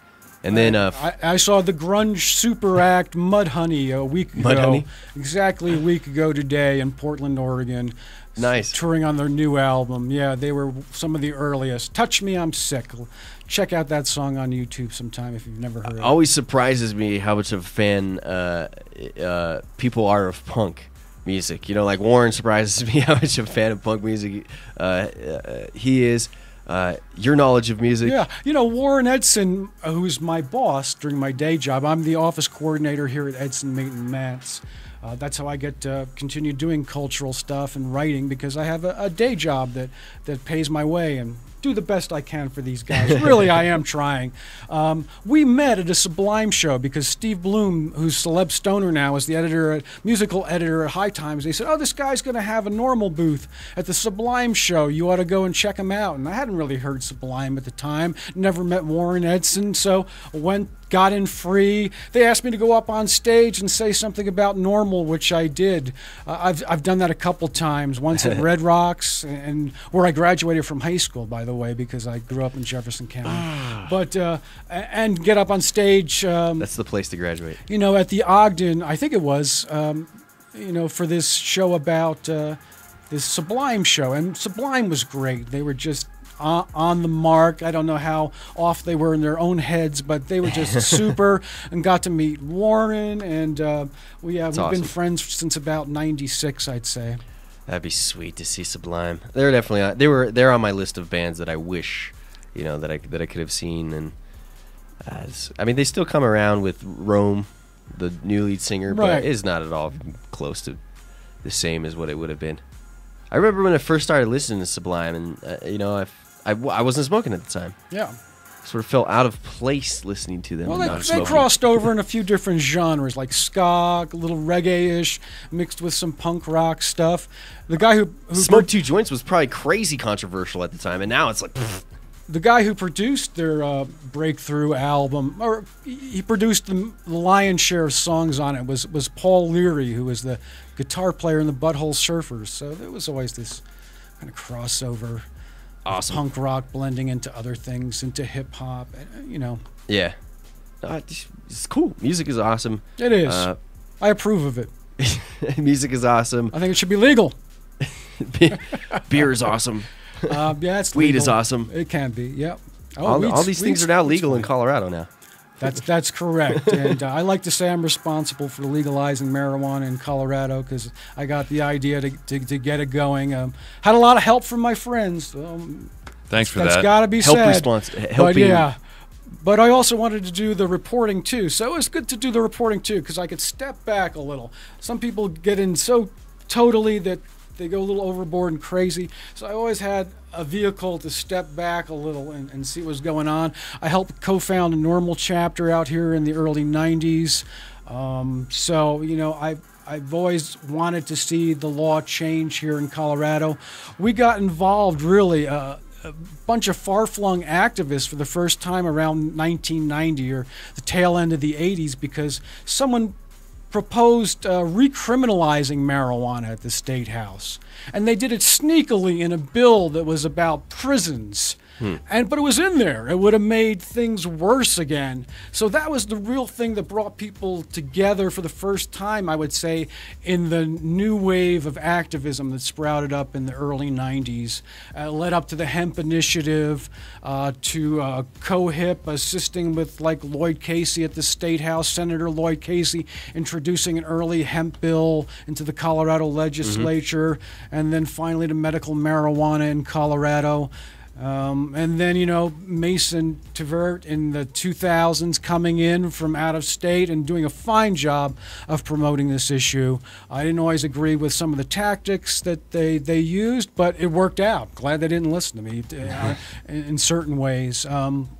So it's been mind-blowing to see it take place because, quite frankly, I did not think I would see legal marijuana in Colorado or the United States somewhere in my lifetime. I think a lot of people didn't think that, and then as these recent years started snowballing more and more, it's been, oh, maybe this is gonna happen, and then finally, boom, it happened. Yeah, there was a tipping point. Dude, that night was crazy. I had a good feeling about it. The Amendment 64. Yeah, Amendment 64 party. I enjoyed being there to witness history, to document it, and to participate. Yeah, just the craziest feeling. Either whether you believed it was gonna happen or not, when it actually happened, you were like, what? And it passed good. I mean, when we were seeing the early results come on, it was like the early results in a football game for your teams ahead. It was like, yeah, we did pretty good from the beginning, which is awesome. Hopefully, more states can see what's going on here in Colorado. Hopefully, Washington can keep everything on the rails. I hope so. It's happening. It's going to happen in Washington. Hopefully, they're not too upset with their. I just saw that Rhode Island is getting dispensaries beginning of next week, opening up. Are they? They finally stopped chickening out. Small state takes a bold move. They were supposed to have dispensaries, but then the governor, I think it was, said right. Health department just gave the go ahead for now. They said no, we're not going to do this because we could be risk feds coming in, and now everybody's like, all right, the feds aren't going to come in. We'll go ahead, which is fantastic. Rhode Island's a great state. High Times almost held a cannabis cup there. Wait, No. Were they going to have dispensaries, or did they have dispensaries and then shut them down? Before, I believe. And then High Times was going to go there, and then they ended up going to Seattle instead that year. I've been to 2 cannabis cups in Amsterdam in my lifetime, in 94 and 95, early days. 94 and 95? I was at the Cannabis Cup, at the Cannabis Castle, place where famous breeding took place in the Netherlands, but they held events there where the Jack Herrera strain was introduced. They brought it out in, like, 17th century Dutch costumes on silver trays with the bud, and Jack was there, you know. Dude, that's awesome. Yeah. That's what I'm talking about with this industry and our culture, man. We're going to think of some creatively awesome things. I hope so. Let's keep it real. I've been enjoying listening to you gentlemen, the shows you've been doing, you know. Very entertaining, and I learn a lot of stuff too. Thanks. Hopefully we are entertaining. We try to be. We try to be informative and try to be accurate. Be more so if the sun would come out. The sun's out right now. I don't feel that it's out yet. You should go take a yawn and a stretch out in the front door. Yeah, well, I'll come back and have a power half hour. I got tons of news to get to. I'll be listening in. Cool. Thank you very much, Greg. Thanks, it's Greg. very awesome to talk with you. If people would like to check out your blog, what's that blog again? Well, here's what you do. Just go to Google and type in Gregory Ego, E-G-O, which is my nom de rock and roll, my stage name. Or you can type in Gregory. My last name is spelled D like David, A-U-R-E-R, and you'll find all sorts of stuff that I've done for, like, the Huffington Post or Draft Magazine, a beer magazine. Done stuff for Denver and 5280. Salon.com has a couple of my interviews. One with Ralph Steadman, the artist we were mentioning earlier in this interview, and one with T.C. Boyle, the writer I mentioned as well. So, yeah, you can find stuff like that if you Google my name. Awesome. All right. Thank you very much for coming on, Greg. Thank you for having me. Have yourself a fantastic day.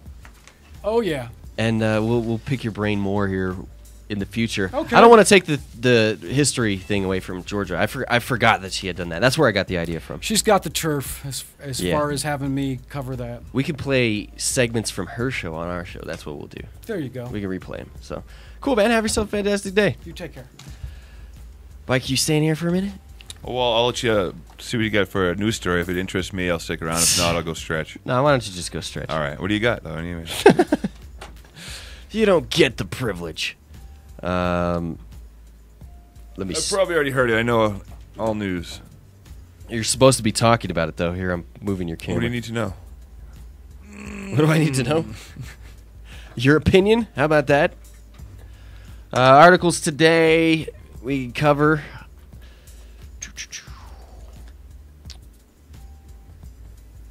Hold on here. I got my shiz all backwards. Massachusetts cannabis.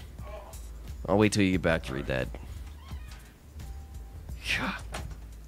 What did I? Did I not say the hour and a half mark was a mark to get through when you're on radio, or at least what we're doing here?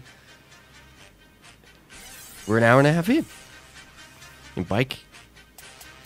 Taking a break? No. I'd quit giving him shiz. I'd get up and take a break and snack and grub too. Or that's the same thing. Snack and hit Earl. Those two things would be fantastic right now. Support for legal marijuana may have reached a tipping point, poll finds. There's a few articles about this today. More than a few, actually, I should say. Pretty much hit main. As I said yesterday at the beginning of the show, I'm glad I did pick up that story with the Pew Poll that listed America overall as being in favor of legalizing marijuana, because everybody picked it up, especially the business magazines. Forbes magazine online printed an article or put up an article about it. Denver Post. Wait, maybe not the Denver Post. That was another article. Christian Science Monitor even put something up about this. Let's read theirs and what they have to say about this. For the first time, a major U.S. poll has found that a majority of Americans support legalization of marijuana. The Pew Research Center announced Thursday that 52% of Americans say that marijuana should be legal, versus 45% who say it should be not. The trend line has been moving gradually in the direction of majority support for marijuana for more than 20 years. In 1991, only 17% supported legalization, while 78% opposed. That's a huge gap to cover.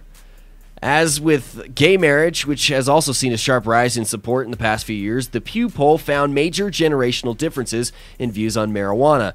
Among millennials, yay! We said it right. Those now aged 18 to 32, that's what we're called, millennials? That is a lame nickname. Support is at 65%, up from just 36% in 2008. Among Generation X, this proves one thing. What these numbers prove is that people were hiding in the closet about their support. Now they're coming out. You make up that much support in that little amount of time. That many people changed their mind about cannabis? I mean, I'm sure that did happen, but there's a lot of people that sat there and were like, either didn't vote or wanted to hide in the closet. Shame on you. That bastard's going in to smoke a bowl. Damn you, Mike! Damn you! I can't scream anymore. My voice is not conditioned enough to do my old voices anymore. Sucks. Among Generation X, those born between 1965 and 1980, support has risen dramatically from 28% in 1994 to 54% today. Half of baby boomers support legalization of marijuana, and among the over 65 silent generation, support has doubled since 2002 from 17% to 32%. Among other noteworthy findings in the Pew Poll, nearly 3 in 4 Americans, 72% say government efforts to enforce marijuana laws cost more than they are worth.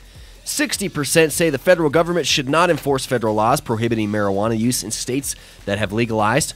60% of America, feds, are you listening? 60%, 6 0. Not 49, not 40, not 30, not 20, not 10, 0, but 60. And that's going to keep going up. So you're going to get 60 this year. You're going to get 70 next. The way that these numbers are rising. 60 people say that you should not enforce these laws. You weren't even listening. I just got here. It's percentage. That is the majority of people in America.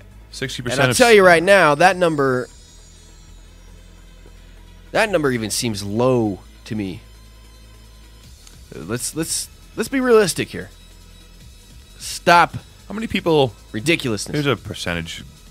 Speaking of percentages, what percent of people do you think smoke marijuana? 48%.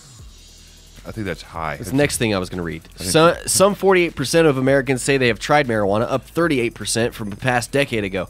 Republicans oppose legalization while Democrats support it. Among Republicans, it's 37% in favor of legalization to 60% opposing. Among Democrats, 59% said to legalize, 39% said don't. Ah, my nose is itching. I got to sneeze, but I can't. Republicans oppose... Stare at the light. No, it doesn't work. It does. Say grapefruit 20 times and the sneeze will go away. It will. Yeah, I didn't even talk barely. Boom. It's right there on the end of my nose. Just do it. Boom. Open your eyes and look at the light. I got like some El Gato allergies in my nose, probably. There's not even a... Blow it on your shirt. You should go get me a Kleenex. Blow your nose on your hat. No. I'll get you a big one. But you gotta blow your nose on the camera and then show what you blow. No, I'm not going to do that. All right. Hold on here. All right. Had to mute everything there for a second and sniff, snort. Last bullet here. Marijuana's image as a gateway drug is fading. Today, 38% of Americans agree that for most people, the use of marijuana leads to use of harder drugs. In 1997, 60% felt that way. Dude, can you... Do it. Do you really need one? Yes, I do. Unless you want to read something. I'm going to sneeze like 10 times, dude. I'm a monster! I don't even want to start reading because I'm just going to sneeze again. Despite these trends, those opposed to legalization are not giving up. In a column in the Washington Post, former Bush administration official Pete Weiner, as opposed, not Pete Weiner, Weiner. What about Pete Weiner? Jesus criminy. Hold on, I gotta mute. Hold on, Tim's gonna blow his nose, folding the paper, pushed up. 1 blow, 2 blows, 3 blows, 4. Fourth was a little one. I heard a little chunk in it though. 4 blows, 4 or 5 wipes, a crumble, another wipe. Boogers are gone. Check the beard. Check the beard for mucus. We should have just had to do snot rockets.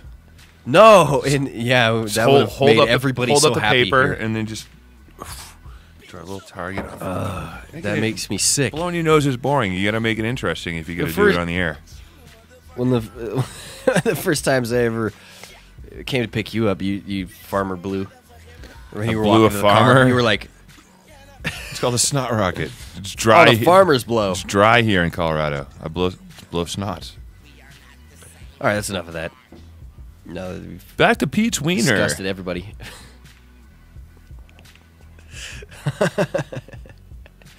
What's his dick have to say? I can't find my place now. Writes that as Republicans search for new issues to champion, fighting drug use and legalization should be one. Today, many parents rightly believe the culture is against them. Government policies should stand with responsible parents and under no circumstances actively undermine them, writes Mr. Weiner, a senior fellow at the Ethics and Public Policy Center in Washington. Drug legalization could do exactly that. It would send an unmistakable signal to everyone, including the young. Drug use is not a big deal. You know what? Marijuana use is not a big deal. Drinking abuse, that's a big deal. Heroin abuse, that's a big deal. Cocaine abuse, that's a big deal. What else? Spicy Cheeto abuse. That's a big deal. Last night, I had serious, like, cravings. Cravings, dude. Yeah? Like, I'm like, where's the nearest place to go and get Spicy Cheetos cravings? Like, I don't care what it's like outside, what time it is. You want that crack? At least it's that. Oh, yeah. And not like painkillers or alcohol or anxiety pills. Well, whatever works. Whatever works. As long as it's not anxiety pills or that sounded like heroin. Whatever works, man. Say, whatever to get by, dude. Whatever to get by. In regards to what you mentioned about Spicy Cheetos. Oh, they're so amazing. I seriously love them. All right, next story. Wait, are we done with that one? Yeah, we're done with that one. Massachusetts gets down to business in medical marijuana. Finally. From the Cape Cod Times. Boston in a packed... From Boston. Yes. In a packed conference room at the Sheraton Boston Hotel, the big sales pitch is on. About 300 people have gathered to get information on how to apply for a license to run a medical marijuana dispensary in Massachusetts. I said that all weird. I'm not going back to say it again. The pitch comes from Dr. Bruce Bedrick, the CEO of MedBox, an Arizona-based company that offers consulting services and dispensing systems for medical marijuana that look and operate just like vending machines. Oh, is this another vending machine trying to push it here? Infused story? Infused How bullshit. are these vending machines? This dude is like a genius with getting his company covered in the media. Will not die. I've never even seen one of these machines. I don't know anyone in California who's seen one of them. God, they were a big deal when they first came out because people were like, "Oh my God, kids are gonna be able to go up. They're gonna be like cigarette machines outside." No, you still have to go into the enclosed location where marijuana can be sold. It's just you're not dealing with a person. You're not standing maybe in line. You're going back in the back and like entering, putting in money, and then pulling a lever and getting your cannabis out. Not my way of doing things. Maybe you're in a huge hurry. You just want to pick up a small eighth, quarter, like wham, bam, thank you, ma'am situation. I'm asking Mickey Martin right now if he knows of any vending machines in use or if it's just a myth. Mickey Martin cracks me up. His Facebook page is hilarious. There's nothing funny about taking people to jail for weed. I know, no, it's his personal opinions. It's like, he's like, man, what was he saying? Following the rules sucks. F the rules. F the rules. I'll agree with you, Mickey.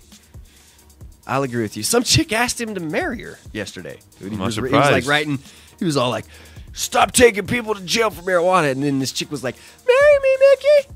And he's like, tainted. He's tainted. That is his company name. Dude, I don't even know if I want to read this. The Massachusetts vending machines? I don't want it to be all about vending machines. If it is, I don't want you to read it. I think it's a seminar. One of 30, these people, 300 of these people vying for one of 35 licenses in the state to run a dispensary.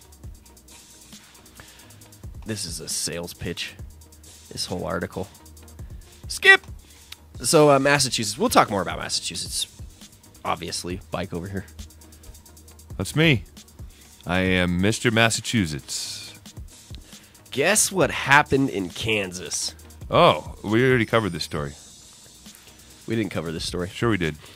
We didn't cover this. We brushed over it. We didn't. I'm not talking about the CIA people. I'm talking about the two people growing tomatoes in their house. That were in the CIA before. I'm not talking about that one. That know. one is an old story. Yes, Okay. you are right. I didn't know they were in the CIA before. That makes it more interesting. We're not that behind. Yeah, they were in the CIA. Okay. What the hell's going on in Kansas? They went to grow stores. Are you talking about the flight? And they got busted. The flight from Colorado? Yes. Kansas police seize airplane. God, that turned into a pain in the ass.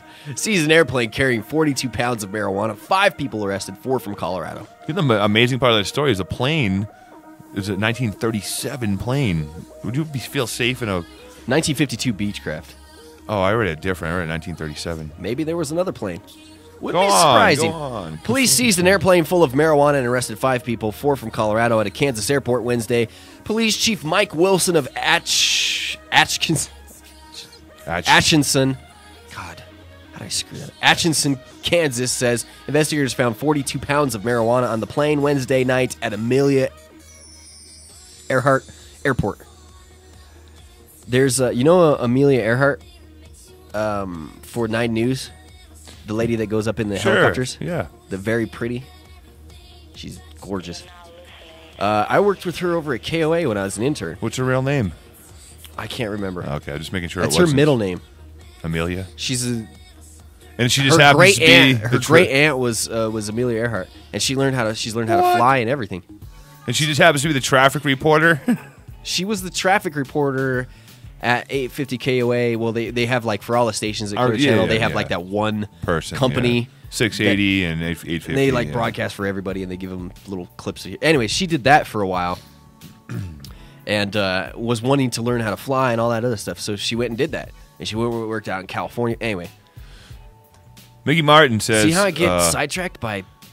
I said, do you know any... I'm insanely sidetracked by beautiful women right now. Well, I'm not so hot, so shut up. Do you know of any... I said to Mickey Martin, do you know of any MMJ vending machines that are in use in Cali? And he says, funny you should ask. Not Medbox, if that what you're asking. Never seen one, never ever. They say they have spots in San Diego, but they do not because there are none. I think it is what they call affinity fraud, really. I'm not like... I mean, really, this is not... Hunt chiming in, saying there hasn't been one put in the U.S. soil to date. FYI, Hunt is a pretty good source of information.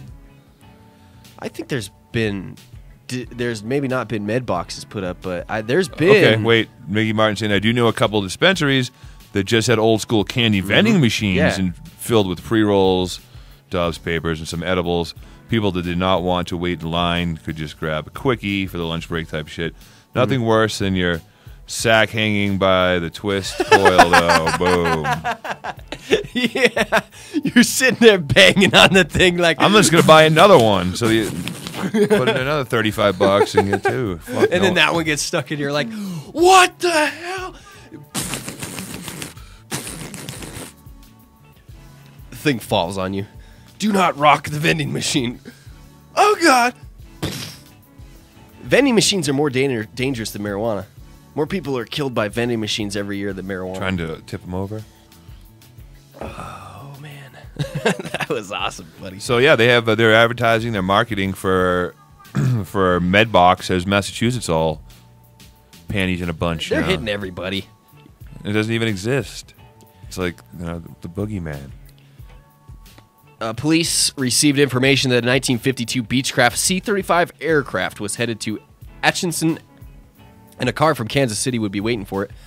When the plane landed, officers arrested 3 people from Colorado in the plane. A 4th Colorado resident and a Kansas City resident were arrested in the car. Suspects in custody. Investigation continues. Trying to see. Do I know any of these names? Let's see. Pronounce them. Nope. Nah. I've gotten out of the habit of trying to read people's names that are busted for marijuana. I don't want to make them I didn't know that was the case. Infamous. Everyone in the group was arrested on charges of possession of marijuana with intent to distribute and no drug tax stamp. You still get charged for that? You didn't have a marijuana tax stamp. You can't even get one, so how do you charge somebody with that? Massachusetts, you can. Bullshit. You want to see a picture of one? I've seen... You cannot go get one, though. If you're involved in clinical trials, like I know at Harvard University, they're testing short-term cluster headaches with LSD. I think you can get tax stamps, but they're possess LSD, but you have to have the tax stamp. I think you can get them, but they're purely souvenir. Not true. You have to be involved in these state. But I think there's places. Trials. I think even in Kansas, you can get a tax stamp, but it's like a. I can't speak situation. for Kansas, but I do We've know. talked about it before we took our break. There is a situation where you can't get tax stamps. Yeah, but I think it's souvenir. You can pay like a certain amount, and you can get just this souvenir little thing. I don't know. Maybe I'm completely wrong. What's the next story? We got a few minutes here. a couple other stories lined up for y'all. Let me refresh the news feed, actually. The Newswire, a.k.a. Google. News. Dude, I'm telling you that the majority of Americans now favor marijuana legalization. That poll was huge. 1, 2, 3, 4, 5, 6, 7, 8, 9. 9 stories. Whoa! 127 sources. $3.50. Marijuana 1 gram. $3.50 tax, Massachusetts per gram. Very few times have I seen this many places pick up a story. 127. It's listing right here. I'm glad I picked up that story yesterday myself. Didn't ignore it. Even one article listed the headline on that story was "The war on drugs is over," like Business Weekly magazine or something. At least when it comes to the war on marijuana, the war on drugs is over. That's a fantastic way to start an article. There's an article about fool's gold. Medical marijuana means more seminars than startups. We won't go to that one. Oh yeah, this is one we should have started off with. Bashir Lee lets Kentucky Hemp Bill become law without signature. Kentucky law will now allow industrial hemp farming if the federal government ever lifts restrictions on the plant. Oh. Governor Steve Bashir on Friday said he will let the bill become law without his signature. The governor said he won't sign the legislation out of concerns shared by some in law enforcement that marijuana growers could camouflage their illegal growth with hemp plants. Bashir said state officials should have time to work out concerns if the Federal Drug Enforcement Agency ever lifts its bans. The shit they think of. They're afraid they're going to hide weed in the hemp fields. Yeah. It's fantastic. I hate everybody in politics. I hate this guy. I hate everyone in politics. I just hate everyone. Need oil. Need a dab. We need a dab stat. Tonight at Hood Lab, there'll be dabs and dabs and dabs on top of dabs. You should come and hang out, dude. It'd be great if I had some brakes on my van. Ride your bike. I'm going to walk. I got too many things I got to figure out between now and then. Let's see what happens then. I can't commit to anything more than an hour in advance You got some in my big life. things coming. I don't like to commit to anything an hour, more than an hour in advance, just period. Not just today, in general. If you make plans with me... That's what I said. Life in general, I need... If it's an hour out... I need more time. We're good. I can't deal with the pressure. An hour and 10 minutes, I may forget. When you sent me a message this morning that said I'm on my way, I panicked. I'm like, shit, I haven't even showered yet. I had to go shower and run around, and then by the time I got all dressed and back and sat down in the chair, you're like, all right, I'm just leaving now. Perfect. Really? Yeah, it was a great time. Oh, you were quick. I'm not a chick. I was arguing with this girl online about how guys are not... Guys are permanente? Guys are not, like, not every guy goes to a club. Oh. Not every guy goes in a club. Wait, like, I thought you were talking this a story about geysers, because you're like, geysers. Sorry. Guys are... Dude, this chick's like... Let's hear your generalization, broad. She goes into a club and, like, don't even have to make an eye contact with the guy, and then the guy come over already dry humping her. So I understand that. Is it dry humping going on in clubs? Not all guys are like that, though. After the pickup line, I'm just going straight for the dry hump. Dudes have ruined it for ladies so much. Dudes have ruined it for other dudes so much that ladies Nothing's can't... ruined. They, like, Nothing's count ruined. on dudes being assholes. Yes. So, like, you have to crack this big, massive shell open now to even get into the soft chocolate nougaty. I have no clue what I meant by that. I see exactly what you're saying. So, I mean, ladies, accept the compliments a little bit more. You know, think that maybe pick better guys. How about that? I'm not saying I'm on the good guy pick list. I'm just fighting for those that are. We're almost done here at the JDR. Kentucky is the 9th state to pass such a law, but so far the DEA has granted only Hawaii a permit for a quarter-acre plot to grow hemp for university research. Colorado's is just a Colorado yes we can thing. And we're going to say fark the DEA probably too. Also, something to think about if you're moving into Colorado before we close up the show. Think about not moving here. No. Why are you not wanting people to move here when you moved here? Oh, wow. Lane Staley died also 11 years ago in this state. Not just Kurt Cobain. Come as you are, as you. Oh, I just totally desecrated the ghost of Kurt Cobain with my evil, horrible voice. If you're moving here to Colorado, I love today, Friday. Be sure to understand that a lot of places you're going to move into are really aware of cannabis right now, and they're being pretty specific about you can or can't. It used to be a lot easier to grow. It used to be a lot easier. If you move here, you have to be a approved residency for 2 years before you're allowed to smoke or grow any marijuana. So just come on. True. For 2 years and chill out, do your thing. All emails can be directed to Mike at... No. That's fine. Hating on people moving here to Colorado. I just wanted to slow down a little bit. Oh, it's going to explode. How many of those people you think are going to stay here that are coming into town for the cup? Don't Californicate Colorado. There's a bumper sticker I saw recently. Don't Californicate Colorado. Mm-hmm. Dude, you weren't even here during the big influx of Californians beat you here. I don't need to go to Highlands Ranch. Californians beat you here. Yeah, they're all down south in the ranch. I wish you'd come and hang out at the lab tonight. That'd be cool. I may. Let me see how the rest of my day goes. Nicotine's going to be there. After you wrap up. Why do you tauntily say it like that? Because you're friends with Nicotine. You're buddies. I'm friends with everybody. That's why I get made fun of that. Oh, yeah? Can I name a few names? No, I'm not going to go there. Except for a couple of assholes. There's a few assholes, but I just don't go there. Thank you for hanging out with us on the John Doe Radio Show. I can now say that. We're not going to take a break. We're actually leaving you. Have yourself a fantastic weekend. Have yourself a fantastic weekend. How do you do that radio voice? I can't do it. Have yourself a fantastic weekend. If you join us coming at you. If you join us tonight at the Hood Lab. 70s, 80s, 90s, and today's. If you join us tonight at the Hood Lab, make sure that you dab me up. Yeah. Because I'm out.